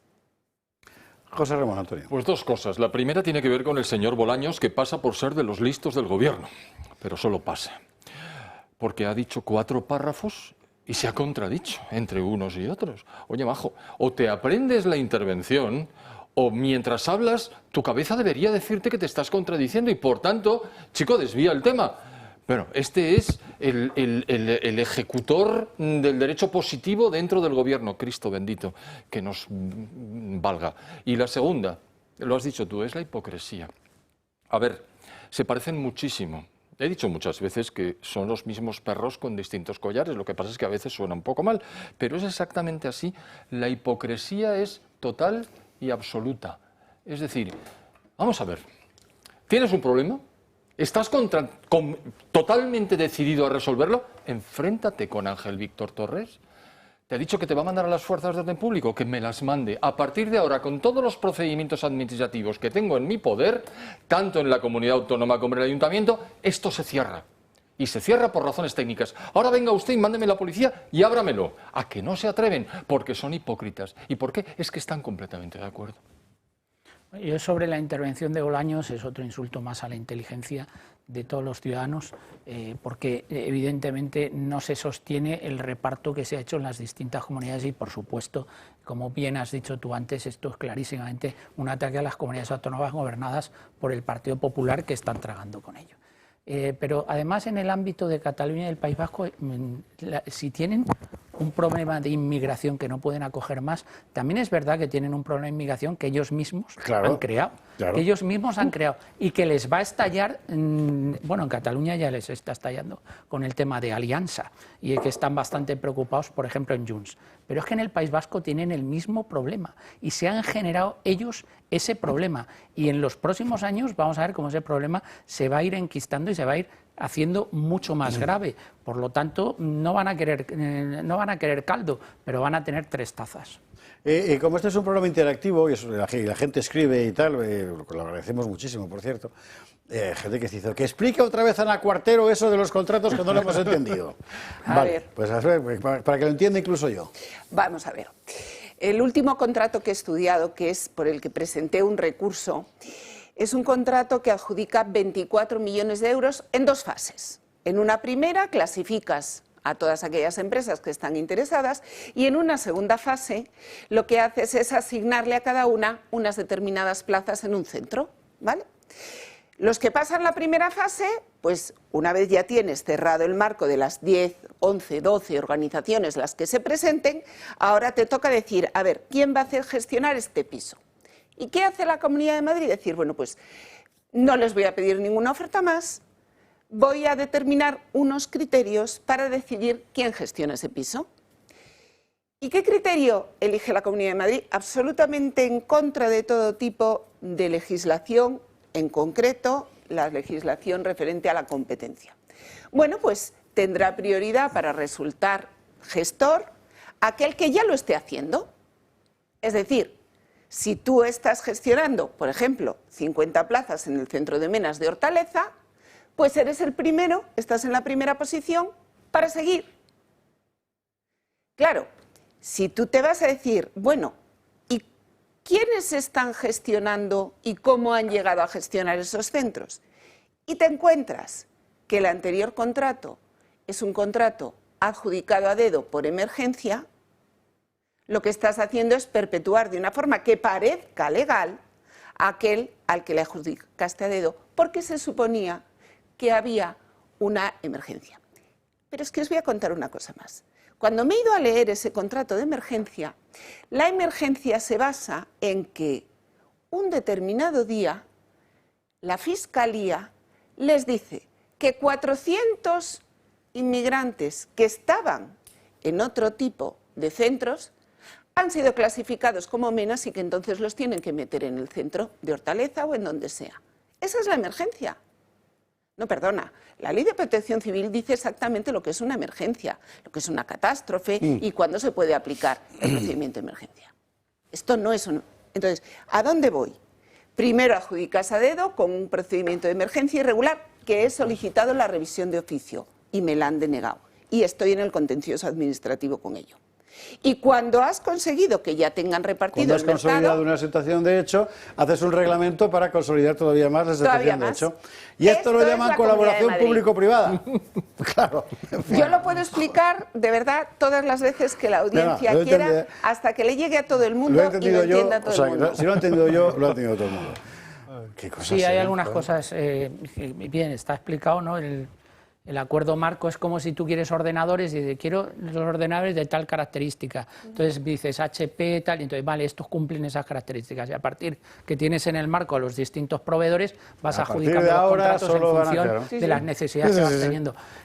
Lo que ha dicho el criterio en el Tribunal Supremo y el Tribunal de Justicia en la Europea, el criterio de experiencia eso se ha planteado, por ejemplo, estoy recordando algunos contratos que se anularon para la gestión de plazas de toro de primera, ¿no? Entonces, tú dices, claro, se adjudicaban, pues el que tenga experiencia en gestionar, pasó con la plaza de las ventas, el que tenga criterio, el que tenga experiencia en gestionar plazas de primera tendrá tantos puntos. Entonces, la experiencia es un criterio de adjudicación más, pero no puede tener el peso tan grande como para que sea el factor decisivo de la adjudicación del contrato. Pero es que aquí no es experiencia, es ser ya adjudicatario del anterior contrato. Bueno, pero es experiencia. Y eso, eso el artículo 40 de la Ley del Régimen Jurídico del Sector Público y del Procedimiento Administrativo Común dice que es nulo de pleno derecho. No, pero es que... pero no vamos a seguir... No nos enredemos en todas las además no es la ley del sector público y no es el artículo 40, es el artículo 47 de la Ley del Régimen Jurídico de las Administraciones Públicas, Ley 30/2015 de 1 de octubre. Y luego que remite a ella también la Ley de Contratos del Sector Público, que es la aplicable en este caso. Por lo tanto, vamos a hablar con un poco de propiedad, es el artículo 47 de la Ley de Régimen Jurídico que habla de la nulidad de pleno derecho. Pero lo que decía es el criterio de la experiencia, que es un criterio de adjudicación que ha sido declarado que no puede tener el suficiente peso como para que pueda ser el factor decisivo en la adjudicación. ¿A cuánto está cada experiencia? ¿A cuánto sale? Claro, 24 millones de euros tienen para repartirse. Vale, ¿y cuánto sale por cabeza? 6.000 euros por plaza mes. Y eso es lo que cuesta. Esa es la clave. Esa es la clave. Claro, y esta es la clave del negocio infame que hay en España con todo este asunto. Bueno, pues seguiremos informando. Vamos a la publicidad, venga. Y a propósito de emergencias, vamos a hablar de la cuestión de los incendios. Por cierto, hasta Pedro Sánchez en las cadenas públicas ha dicho que hay jueces que están haciendo política y políticos que tratan de hacer justicia. Me diré por Santos Cerdán, supongo, no lo sé. En fin, de verdad que... Bueno, pero lo del tema de los incendios me parece que vale la pena hincarle el diente a fondo, porque ya está bien. O sea, ellos pueden seguir jugando a engañarnos, pero que sepan que no nos engañan, vamos, que no. Y que los cambios climáticos, ¿cuántos ha habido? 45 detenidos y 150 investigados. Pero cambios climáticos. Se llaman cambio climático. Cambio climático González, Juan, cambio climático Pérez. Martínez. Exactamente, Juan Cambio Climático. En fin. Publi y a la vuelta vamos con esto. ¿Y si mañana se va la luz otra vez? Que no te pille por sorpresa. Con las baterías de Comunidad Solar, tu casa sigue funcionando aunque falle la red eléctrica. No necesitas placas solares ni instalaciones complicadas. Solo conectar, almacenar y tener energía lista cuando más la necesitas. Seguridad, ahorro y tranquilidad, incluso si vives en un piso. Entra en comunidadsolar.es, sección baterías, y protégete sin complicaciones o llama al 980 28 12. 23-20, 22-20 en Canarias y no podemos dejar de hablar del asunto de los incendios. Ya toda la semana aquí en esta casa se ha hablado muchísimo, pero bueno, es que hoy ha vuelto Pedro, ¿no?, a explicar que está claro que hay una emergencia climática y que por eso se quema el monte. Y que hay que ver también quién tiene la culpa, porque claro, es que resulta que hay mucha maleza en el monte y que la gente no lo limpia, y que las comunidades autónomas, y que si la gestión del territorio... Pero, macho, ¿quién hace las leyes? Que lleva 7 años gobernando. Claro, lo de este hombre de verdad es una cara dura descomunal. Pero nos da pie para contar varias cosas. Una, objetivamente es un hecho que el Estado de las Autonomías es un fracaso. Lo vimos en Valencia de forma trágica y aquí también. No funciona. Porque cuando llega el momento nadie sabe lo que tiene que hacer. Es que esto es la puñetera realidad. En Valencia pasó, yo lo he contado 1000 veces cuando mis hijos fueron ahí a echar una mano las primeras horas con el barro, que estaba el centro de mando en la gasolinera de la Texaco de Paiporta y allí los jefes de emergencias locales discutiendo sobre lo que tenían que hacer esperando que llegara un mando. No había un mando. Al final empezaron a pelearse entre ellos y la gente pues empezó a coger barro por su cuenta. Aquí todo lo que están contando suena un poco a lo mismo y luego echándose, eso sí, la culpa unos a otros, pero el Estado de las Autonomías no hay que tocarlo, que funciona muy bien. Y luego está lo del cambio climático. Todos los expertos, nos dice la ciencia. Hoy ha dicho Marlaska que es una evidencia científica que no se puede discutir. Vamos a ver, si no se puede discutir, no es ciencia, es religión. Y no es una evidencia. Karl Popper, la lógica de la investigación científica. Por favor, Popper, baja y fulmina a ese tío. De verdad, en fin. Pero es que Ferrandis, en su blog, explicaba el otro día, sacando información muy interesante, muy técnica, es verdad. Hoy le explicará para que lo entienda yo también. Porque efectivamente llevamos varios años de mucho calor en verano y no tiene nada que ver con el cambio climático. Bueno, vamos por partes. Primero vamos a ver a don Pedro Sánchez y luego lo comentamos. Pedro Sánchez reaparece tras sus vacaciones y no ha tardado en culpar a la emergencia climática de la ola de incendios desatada en nuestro país. También ha aprovechado para exculpar a los pirómanos, como insinúa, según él, la bulosfera. No es fruto de la casualidad, ni tampoco de una trama pirómana, como insinúan algunas veces la bulosfera en las redes sociales. Pero de su propio ejecutivo, nada que objetar. Dice que se movilizó desde el primer instante, a pesar de que él continuó en la mareta hasta días después. Desde el Gobierno de España, como saben, hemos movilizado desde el primer instante todos los recursos disponibles para apoyar a las instituciones. Una reaparición tras la vuelta de vacaciones en la que también ha admitido que la política de prevención de incendios ha sido claramente insuficiente. En este sentido, ha anunciado un plan de Estado para combatir la crisis climática. Necesitamos un pacto de Estado, convertir las políticas vinculadas con la emergencia climática en políticas de Estado. Una propuesta que ha preparado en tan solo 10 días y tras ver arder España desde Lanzarote. Aún así, en la propuesta de Sánchez se detallan 10 puntos. Propone, por ejemplo, la creación de una agencia estatal de protección civil y emergencias. Defiende que la emergencia climática va más allá de los partidos políticos y pide a todos ellos que se sumen a este pacto. Los populares ya han anunciado que no lo apoyarán. Dicen que el Gobierno no tiene credibilidad y de nuevo han vuelto a criticar la gestión de los incendios. Comprenderá usted que este Gobierno no tiene credibilidad para hablar de lo que ha incumplido de forma continuada y constante en los últimos 8 años. Vox ha ido más allá. Promoverá una macrocausa judicial sobre los incendios de los que culpa al Gobierno y al PP. El primer responsable es el Gobierno, pero también tenemos muy claro que el Partido Popular y sus gobiernos son absolutamente responsables. Quiero que sepan que también estamos estudiando acciones judiciales para iniciar una macrocausa. También ha hablado Yolanda Díaz, que ha defendido la necesidad de un pacto contra los incendios y ha destacado la importancia de que la prevención no esté en manos privadas. Estamos consumiendo el planeta. Por tanto, me parece que de la mano de la ciencia tenemos que tomar las medidas ya urgentes. Estas cuestiones con las que tenemos bastante claro que necesitamos yo lo digo claro, no pueden estar en las manos privadas. No, van a estar en manos de Yolanda. Y seguro que en manos de Yolanda el monte no se quema. De verdad. En fin, basta, vale. La tila que la ponga José Ramón. Vamos por partes. La cosa del cambio climático, lo de los veranos calurosos. Sí, eso tiene una explicación científica. Es decir, hay una relación causa-efecto. No es que haya una correlación, no. Hay un hecho y unas consecuencias. ¿Cuál fue el hecho? En el mes de febrero de 2022 hubo una erupción submarina de un volcán que se encontraba a 150 metros por debajo del nivel del mar en una isla que se llama, en una zona de Tonga, del país del sur del Pacífico. El volcán se llamaba y se llama Hunga Tonga.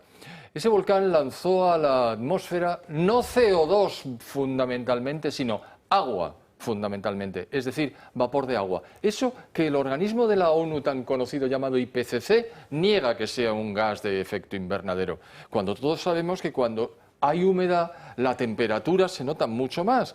Y cuando uno va a una sauna, cuando quiere que suba la temperatura, echa agüita en los carboncillos para que inmediatamente la temperatura suba. Pero así vamos. Es decir, se proyecta algo así como 55 millones de... han llegado a esa conclusión en la NASA finalmente, 55 millones, creo recordar, de piscinas olímpicas hasta la estratosfera. Es decir, se llena, luego con los vientos se reparte, se llena toda la atmósfera del causante de las elevaciones de temperatura por antonomasia, que es el vapor de agua, no el CO2, no insistan, por favor. ¿Qué ocurre? Que esto se empieza a notar un poco más tarde, cuando empieza a bajar de la estratosfera y nosotros empezamos a percibirlo en la atmósfera más próxima, porque la estratosfera, siendo atmósfera, está más allá de 50 kilómetros por encima de nosotros. Bien, y empieza a subir la temperatura a partir de julio del año 2023. Hay un pico tremendo de subida de temperatura que tiene que ver con la acción del agua, que a su vez tiene que ver con la erupción. El agua, el vapor de agua, no el CO2. ¿Qué ha ocurrido a partir de entonces? Que la temperatura ha empezado a bajar. Hubo una colusión de intereses. Hubo un El Niño y hubo una erupción. Ambos contribuyeron a caldear la atmósfera extraordinariamente. Y a partir de entonces la temperatura va cayendo regularmente. Va cayendo regular y fuertemente, como expongo en el blog, acudiendo a todos los datos que están a nuestra disposición. ¿Eso qué quiere decir? Que muy verosímilmente la temperatura que vemos que sigue cayendo lo seguirá haciendo. Es decir, este pico enorme de temperaturas que se ha producido como consecuencia no tanto del Niño, sino de la erupción, ha sido algo absolutamente excepcional. No tiene nada que ver con ese concepto de cambio climático. El Niño es la corriente oceánica, no es la lotería. Sí, el Niño, bueno, en fin. Y ahora se acerca la Niña, es decir, va a haber mayor descenso de temperaturas porque se acerca efectivamente un enfriamiento de las aguas del Pacífico Oriental.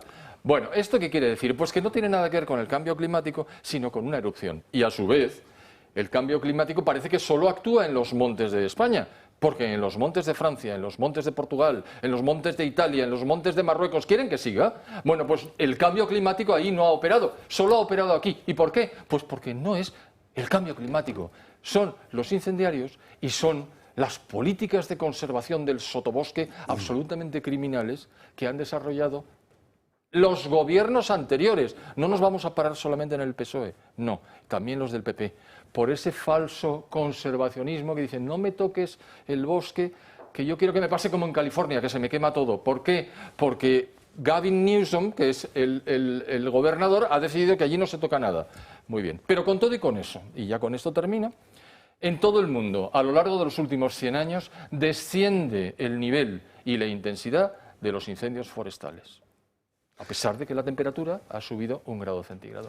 Señor Sánchez, por el amor de Dios. Por eso la Asociación de Realistas Climáticos, que es un grupo de científicos, explicaba el otro día que esto del cambio climático no tiene nada que ver. Creo que podemos ver el titular, me parece que lo podemos sacar de Gaceta, salió en varios medios. Cogemos Gaceta porque es el lugar donde escribe un servidor y es el medio más amigo, en fin. La Asociación de Realistas Climáticos culpaba las políticas verdes de los incendios. El catastrofismo climático es perjudicial y además es que tiene todo el sentido del mundo. Se quejaba hoy Pedro Sánchez de que es que, claro, había la biomasa, ¿verdad?, en el que él piensa que es como Hulk, el hombre verde y tal. Pues se acumulaba y en todos los incendios. Tío, ¿por qué no lo has cortado? Es que eso es la gestión del territorio, que es de las comunidades autónomas. Ah, sí. Ana Cuartero, aquí es donde entramos en el gran mogollón, porque en España saber ahora mismo lo que es competencia estatal y competencia autonómica, ¿verdad? La verdad que... Perdón, no quiero dejar de citar a Barbón, el presidente asturiano, que el otro día, después de lo peor de los incendios, decidió hacer una reunión de presidentes autonómicos porque decía, hemos descubierto que los incendios sobrepasan las fronteras autonómicas.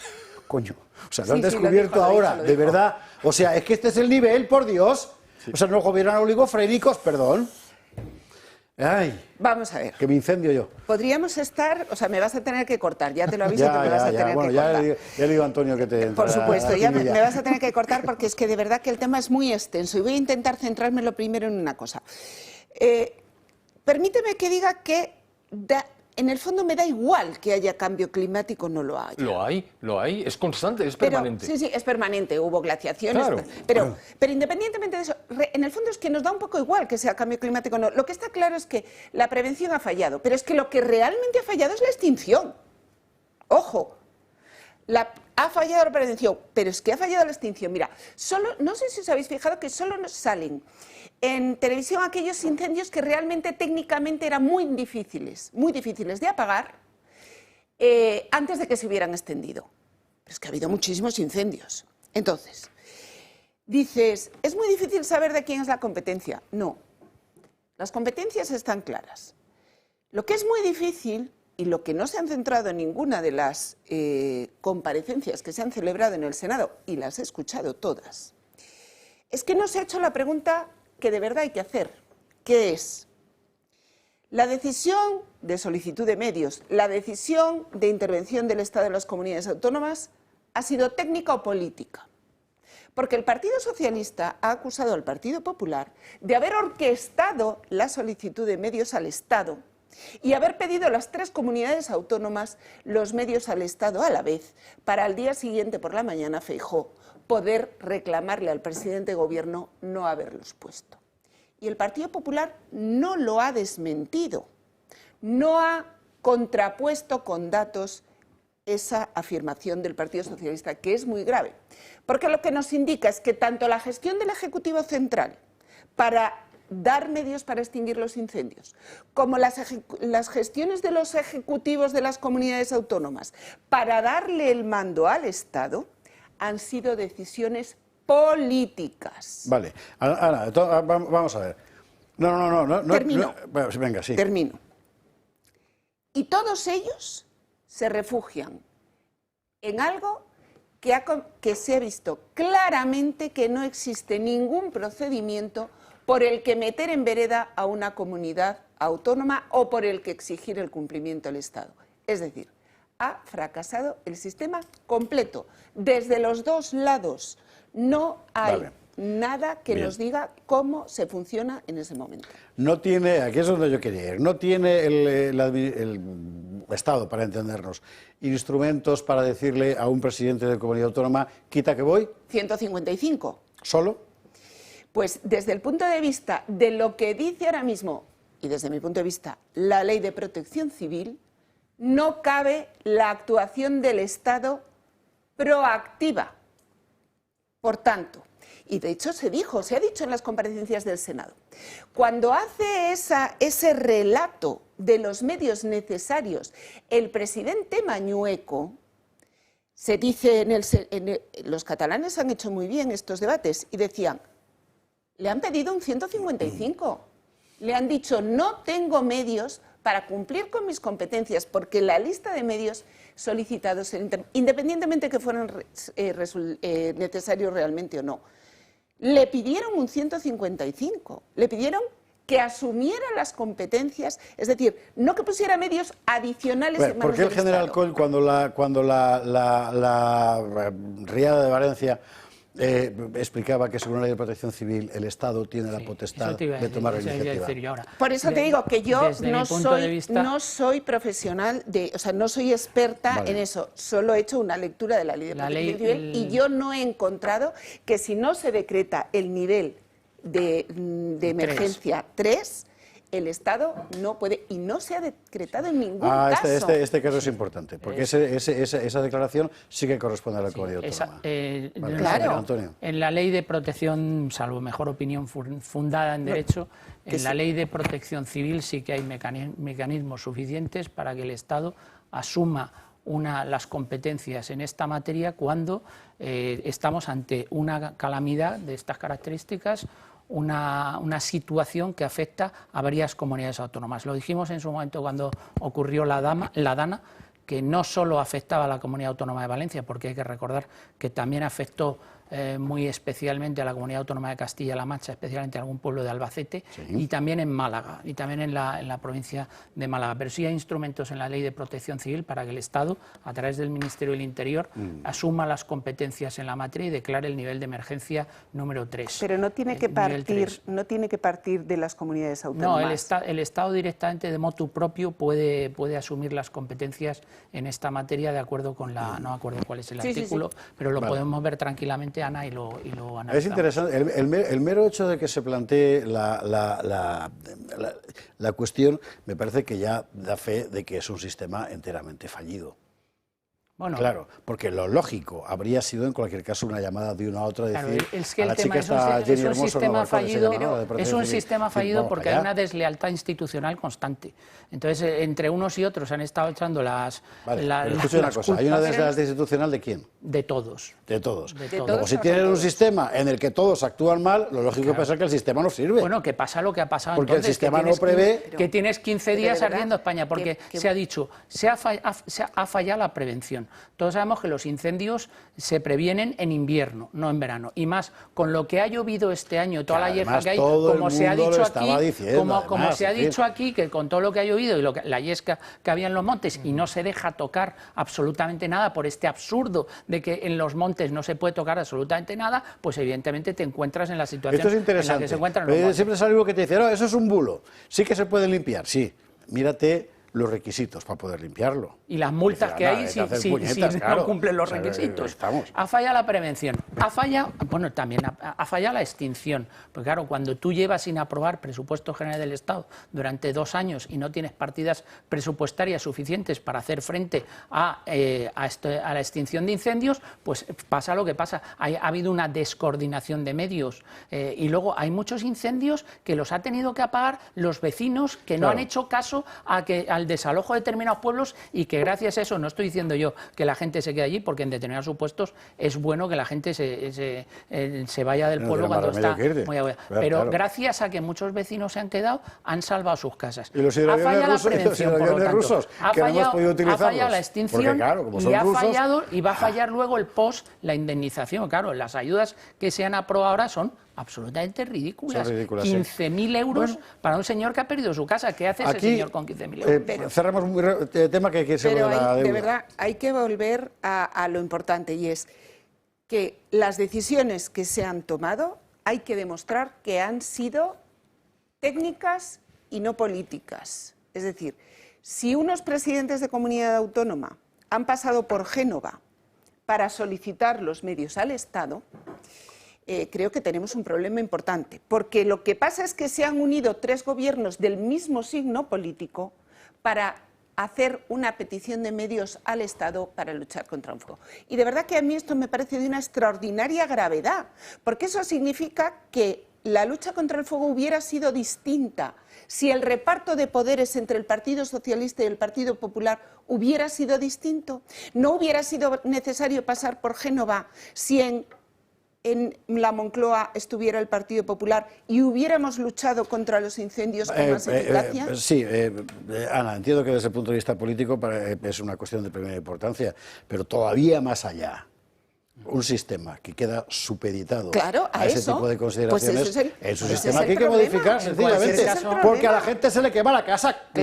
Igual que se le inundó en la Dana. Es que estamos a merced de cualquier circunstancia. Lo que se ha comprobado es la incompetencia que se tiene frente a las calamidades públicas en este país. Y no será porque pagamos pocos impuestos, porque pagamos más impuestos que nunca. Hemos asistido a subidas de impuestos sistemáticas. La próxima lo van a ver ustedes en el recibo, en sus cuentas corrientes en el mes de septiembre, con la broma del incremento de la recuperación de la tasa de basuras para los municipios con población superior a 5.000 habitantes. Y ya verán ustedes el palo que le van a pegar en septiembre en su cuenta corriente. Estamos pagando muchísimos impuestos y no vemos que funcione absolutamente nada en este país. Bueno, mire, seguiremos informando, porque esto hay que seguir sacando de punta. En Valencia fue trágico.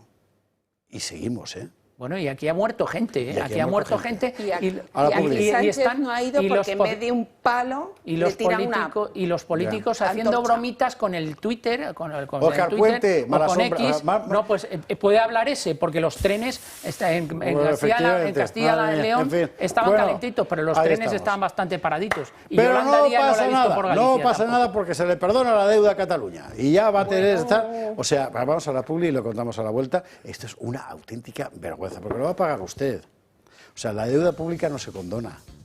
La paga usted, siempre, al final. En fin, publi lo vemos.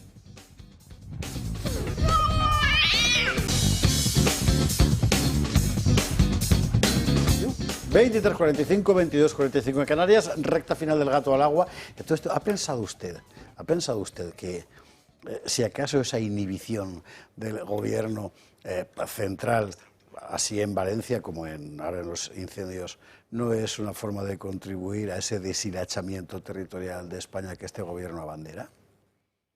Porque recuerde usted que estamos en crisis constituyente, que se le escapó a Juan Carlos Campo cuando era ministro. Y todo lo que hace apunta hacia esa confederalización forzada de España y una transformación en lo que no es. Bueno, lo dejo ahí lo dejo. Ahí lo dejo. Más en Gaceta Mañana, que escribo precisamente sobre esto. También vinculado a esto, el tema de la deuda autonómica. Es que es muy importante. O sea, tenemos un modelo de Estado que es muy caro, que está deshilachando el país y que encima no funciona, que mata gente. Oiga, pues habrá que cambiarlo, digo yo. Pues no, para nada. De momento, hoy ha ido Salvador Illa a rendir pleitesía a Puigdemont. Este es el mismo Illa que cubrió de escarnio a Aragonés, quiero recordar que fue, por hacer lo mismo. En fin, vamos a ver lo que ha pasado.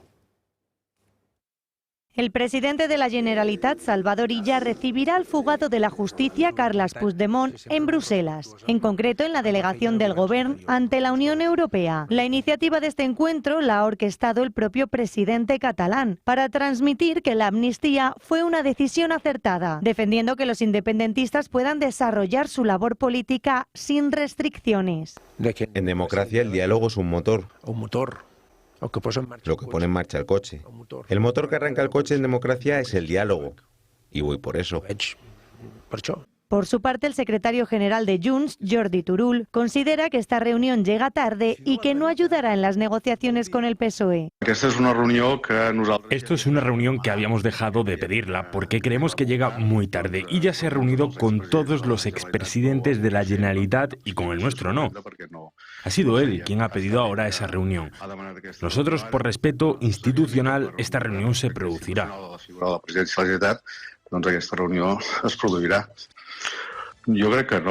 Yo creo que esta reunión no servirá para relanzar los acuerdos con el PSOE. Si alguna experiencia tenemos es que el presidente Illa es un obediente sin criterio propio, por lo que toca estas negociaciones. Turull lamenta además que Illa no tiene criterio propio y hace lo que dice el presidente del gobierno. El presidente Illa lo que hace es lo que Pedro Sánchez le dice, lo que tiene que hacer y cómo tiene que hacerlo, y él lo hace. Junts no esconde además su incomodidad con Zapatero, no les gusta, no se fían de él. Se lo hicieron saber a Sánchez durante el mes de agosto. Desde que Cerdán entró en prisión, el presidente del gobierno colocó al ex líder socialista para convencer a Puigdemont y lograr la investidura a cambio de la amnistía, y le pidió seguir complaciendo a Junts con unas reuniones como mediador internacional. Pero los separatistas piden como interlocutor oficial una figura con voz y poder real dentro del PSOE. Por cierto, que según se ha sabido, la decisión de Illa de ver a Puigdemont tuvo lugar precisamente, lo está contando creo que es El Mundo, ahora mismo, ahí estamos, después de ver a Zapatero en Zúrich. En fin, que sepa usted. Aquí el que no corre vuela. Bueno, todo esto va a la par con el asunto, entre otros, de la famosa condonación de la deuda autonómica, que significa que el gobierno catalán no tenga que pagar el pastizal que nos debe a todos, ¿verdad? ¿Cómo? Haciendo que los otros pastizales, que son muchos, queden también sin pagar. O sea, que lo va a pagar usted. Usted, con los impuestos que le quitan, que la cotización de no sé qué, eso, usted va a pagar todo esto. ¿Y va a ser suficiente? Pues no sé, Junqueras dice que, oiga, que a ver si... Claro, mire, Junqueras. Nosotros queremos que haya presupuestos y que los presupuestos sean lo mejor posible. Desgraciadamente, mientras no haya un buen modelo de financiación y no haya un buen modelo de recaudación fiscal, los presupuestos no serán tan buenos como nuestro país necesita y merece.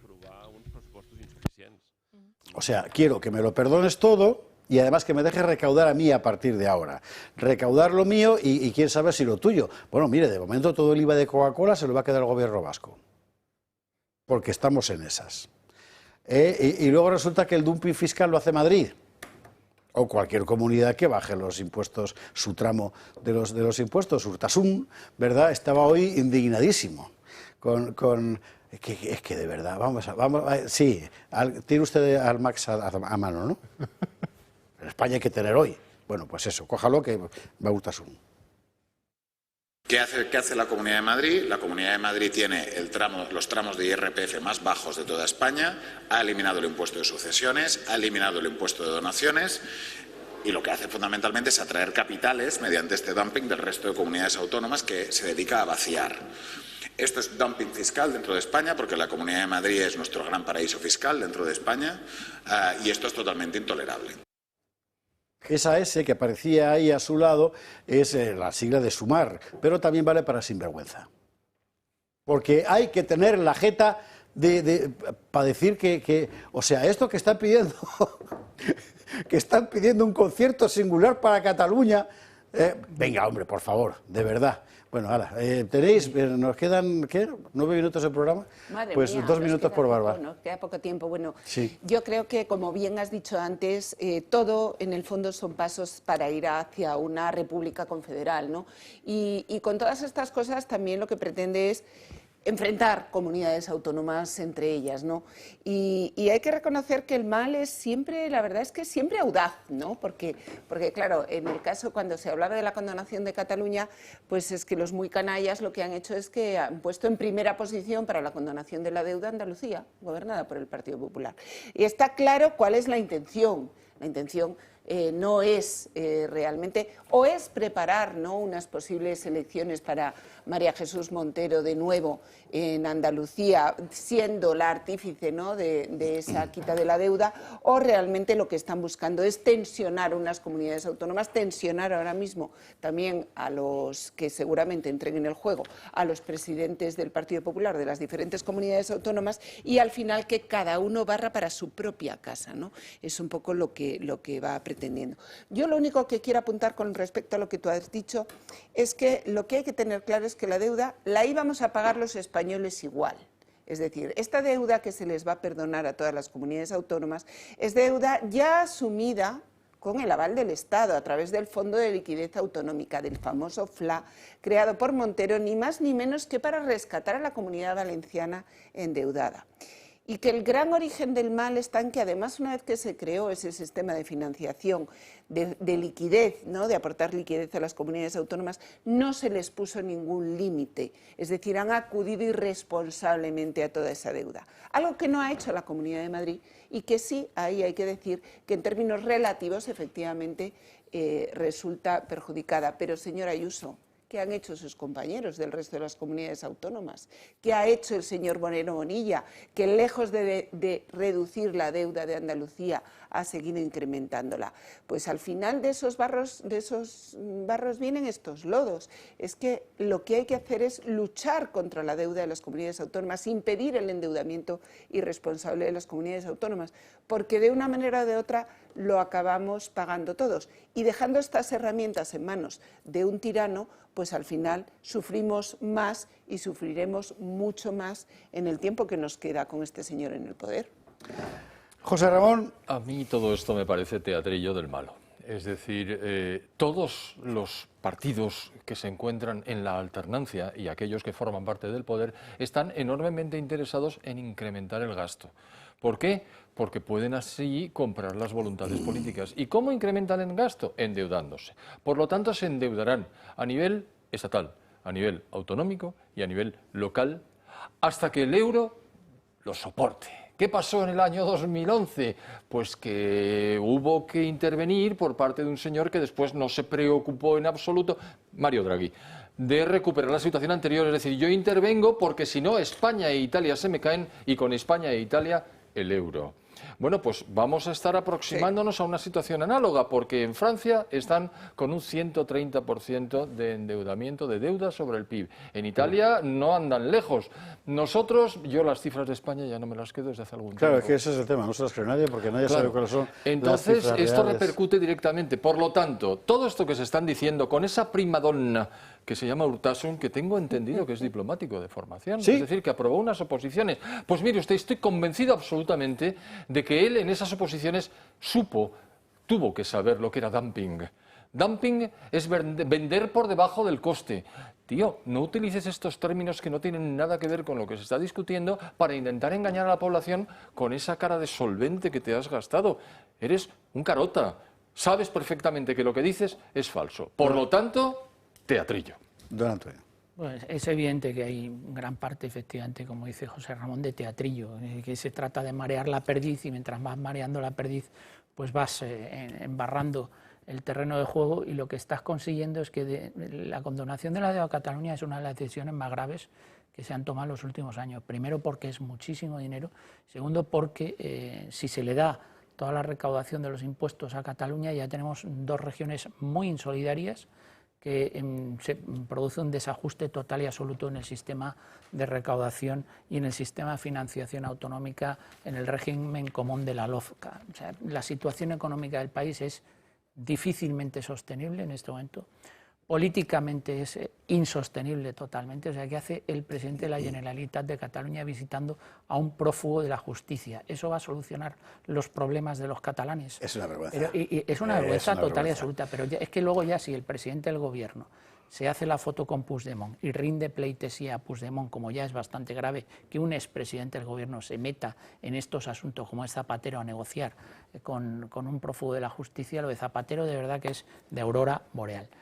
Si desde el punto de vista económico estamos así, desde el punto de vista político asao, pues imagínense ustedes cómo estamos desde el punto de vista social, con un enfrentamiento social permanente, que es lo que se está intentando, tensionar a la sociedad, y desde un punto de vista jurídico estamos hablando de situaciones en las que hay normas que subrepticiamente están modificando la Constitución y que se están ciscando en la Constitución todos los días, con lo cual el panorama es absolutamente desolador. 30 segundos, Ana. Sí, yo lo único que quería apuntar es que la primera vez que defendió María Jesús Montero esta condonación de la deuda dijo, es para que luego las comunidades autónomas puedan acudir a los mercados a endeudarse, en vez de endeudarse con el Estado. Como bien ha dicho nuestro querido José Ramón, la carrera de la deuda no va a parar.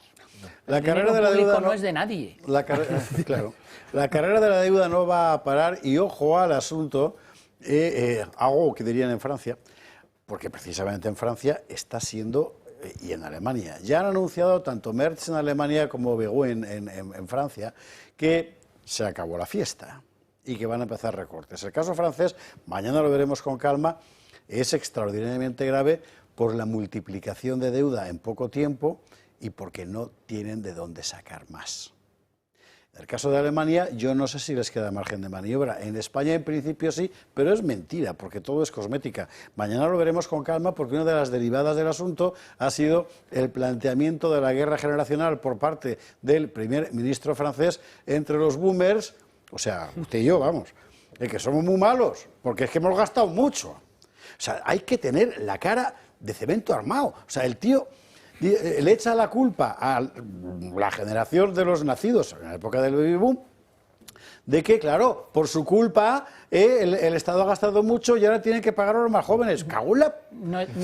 Llevas 30 años en política. No mira el tamaño del sector público francés. No mira el tamaño del sector público francés. Bueno, claro, ¿no será que no te lo han avisado? Y luego Sánchez, que se va a Londres pasado mañana a hablar de... va a poner en escena lo de Gibraltar. ¿Sabe usted qué ha dicho el gobernador de Gibraltar? Que España ha hecho todo lo que el Reino Unido y Gibraltar querían. Mañana lo vamos a contar de despacio, porque esto es una auténtica traición al interés nacional. Pero todo eso será mañana, que hay muchísimas cosas que contar. Don Antonio Alonso Timón, don José Ramón Ferrón y Sandra Cuartero, gracias mil a los tres y a ustedes por estar ahí. Mañana, si Dios quiere, más gato.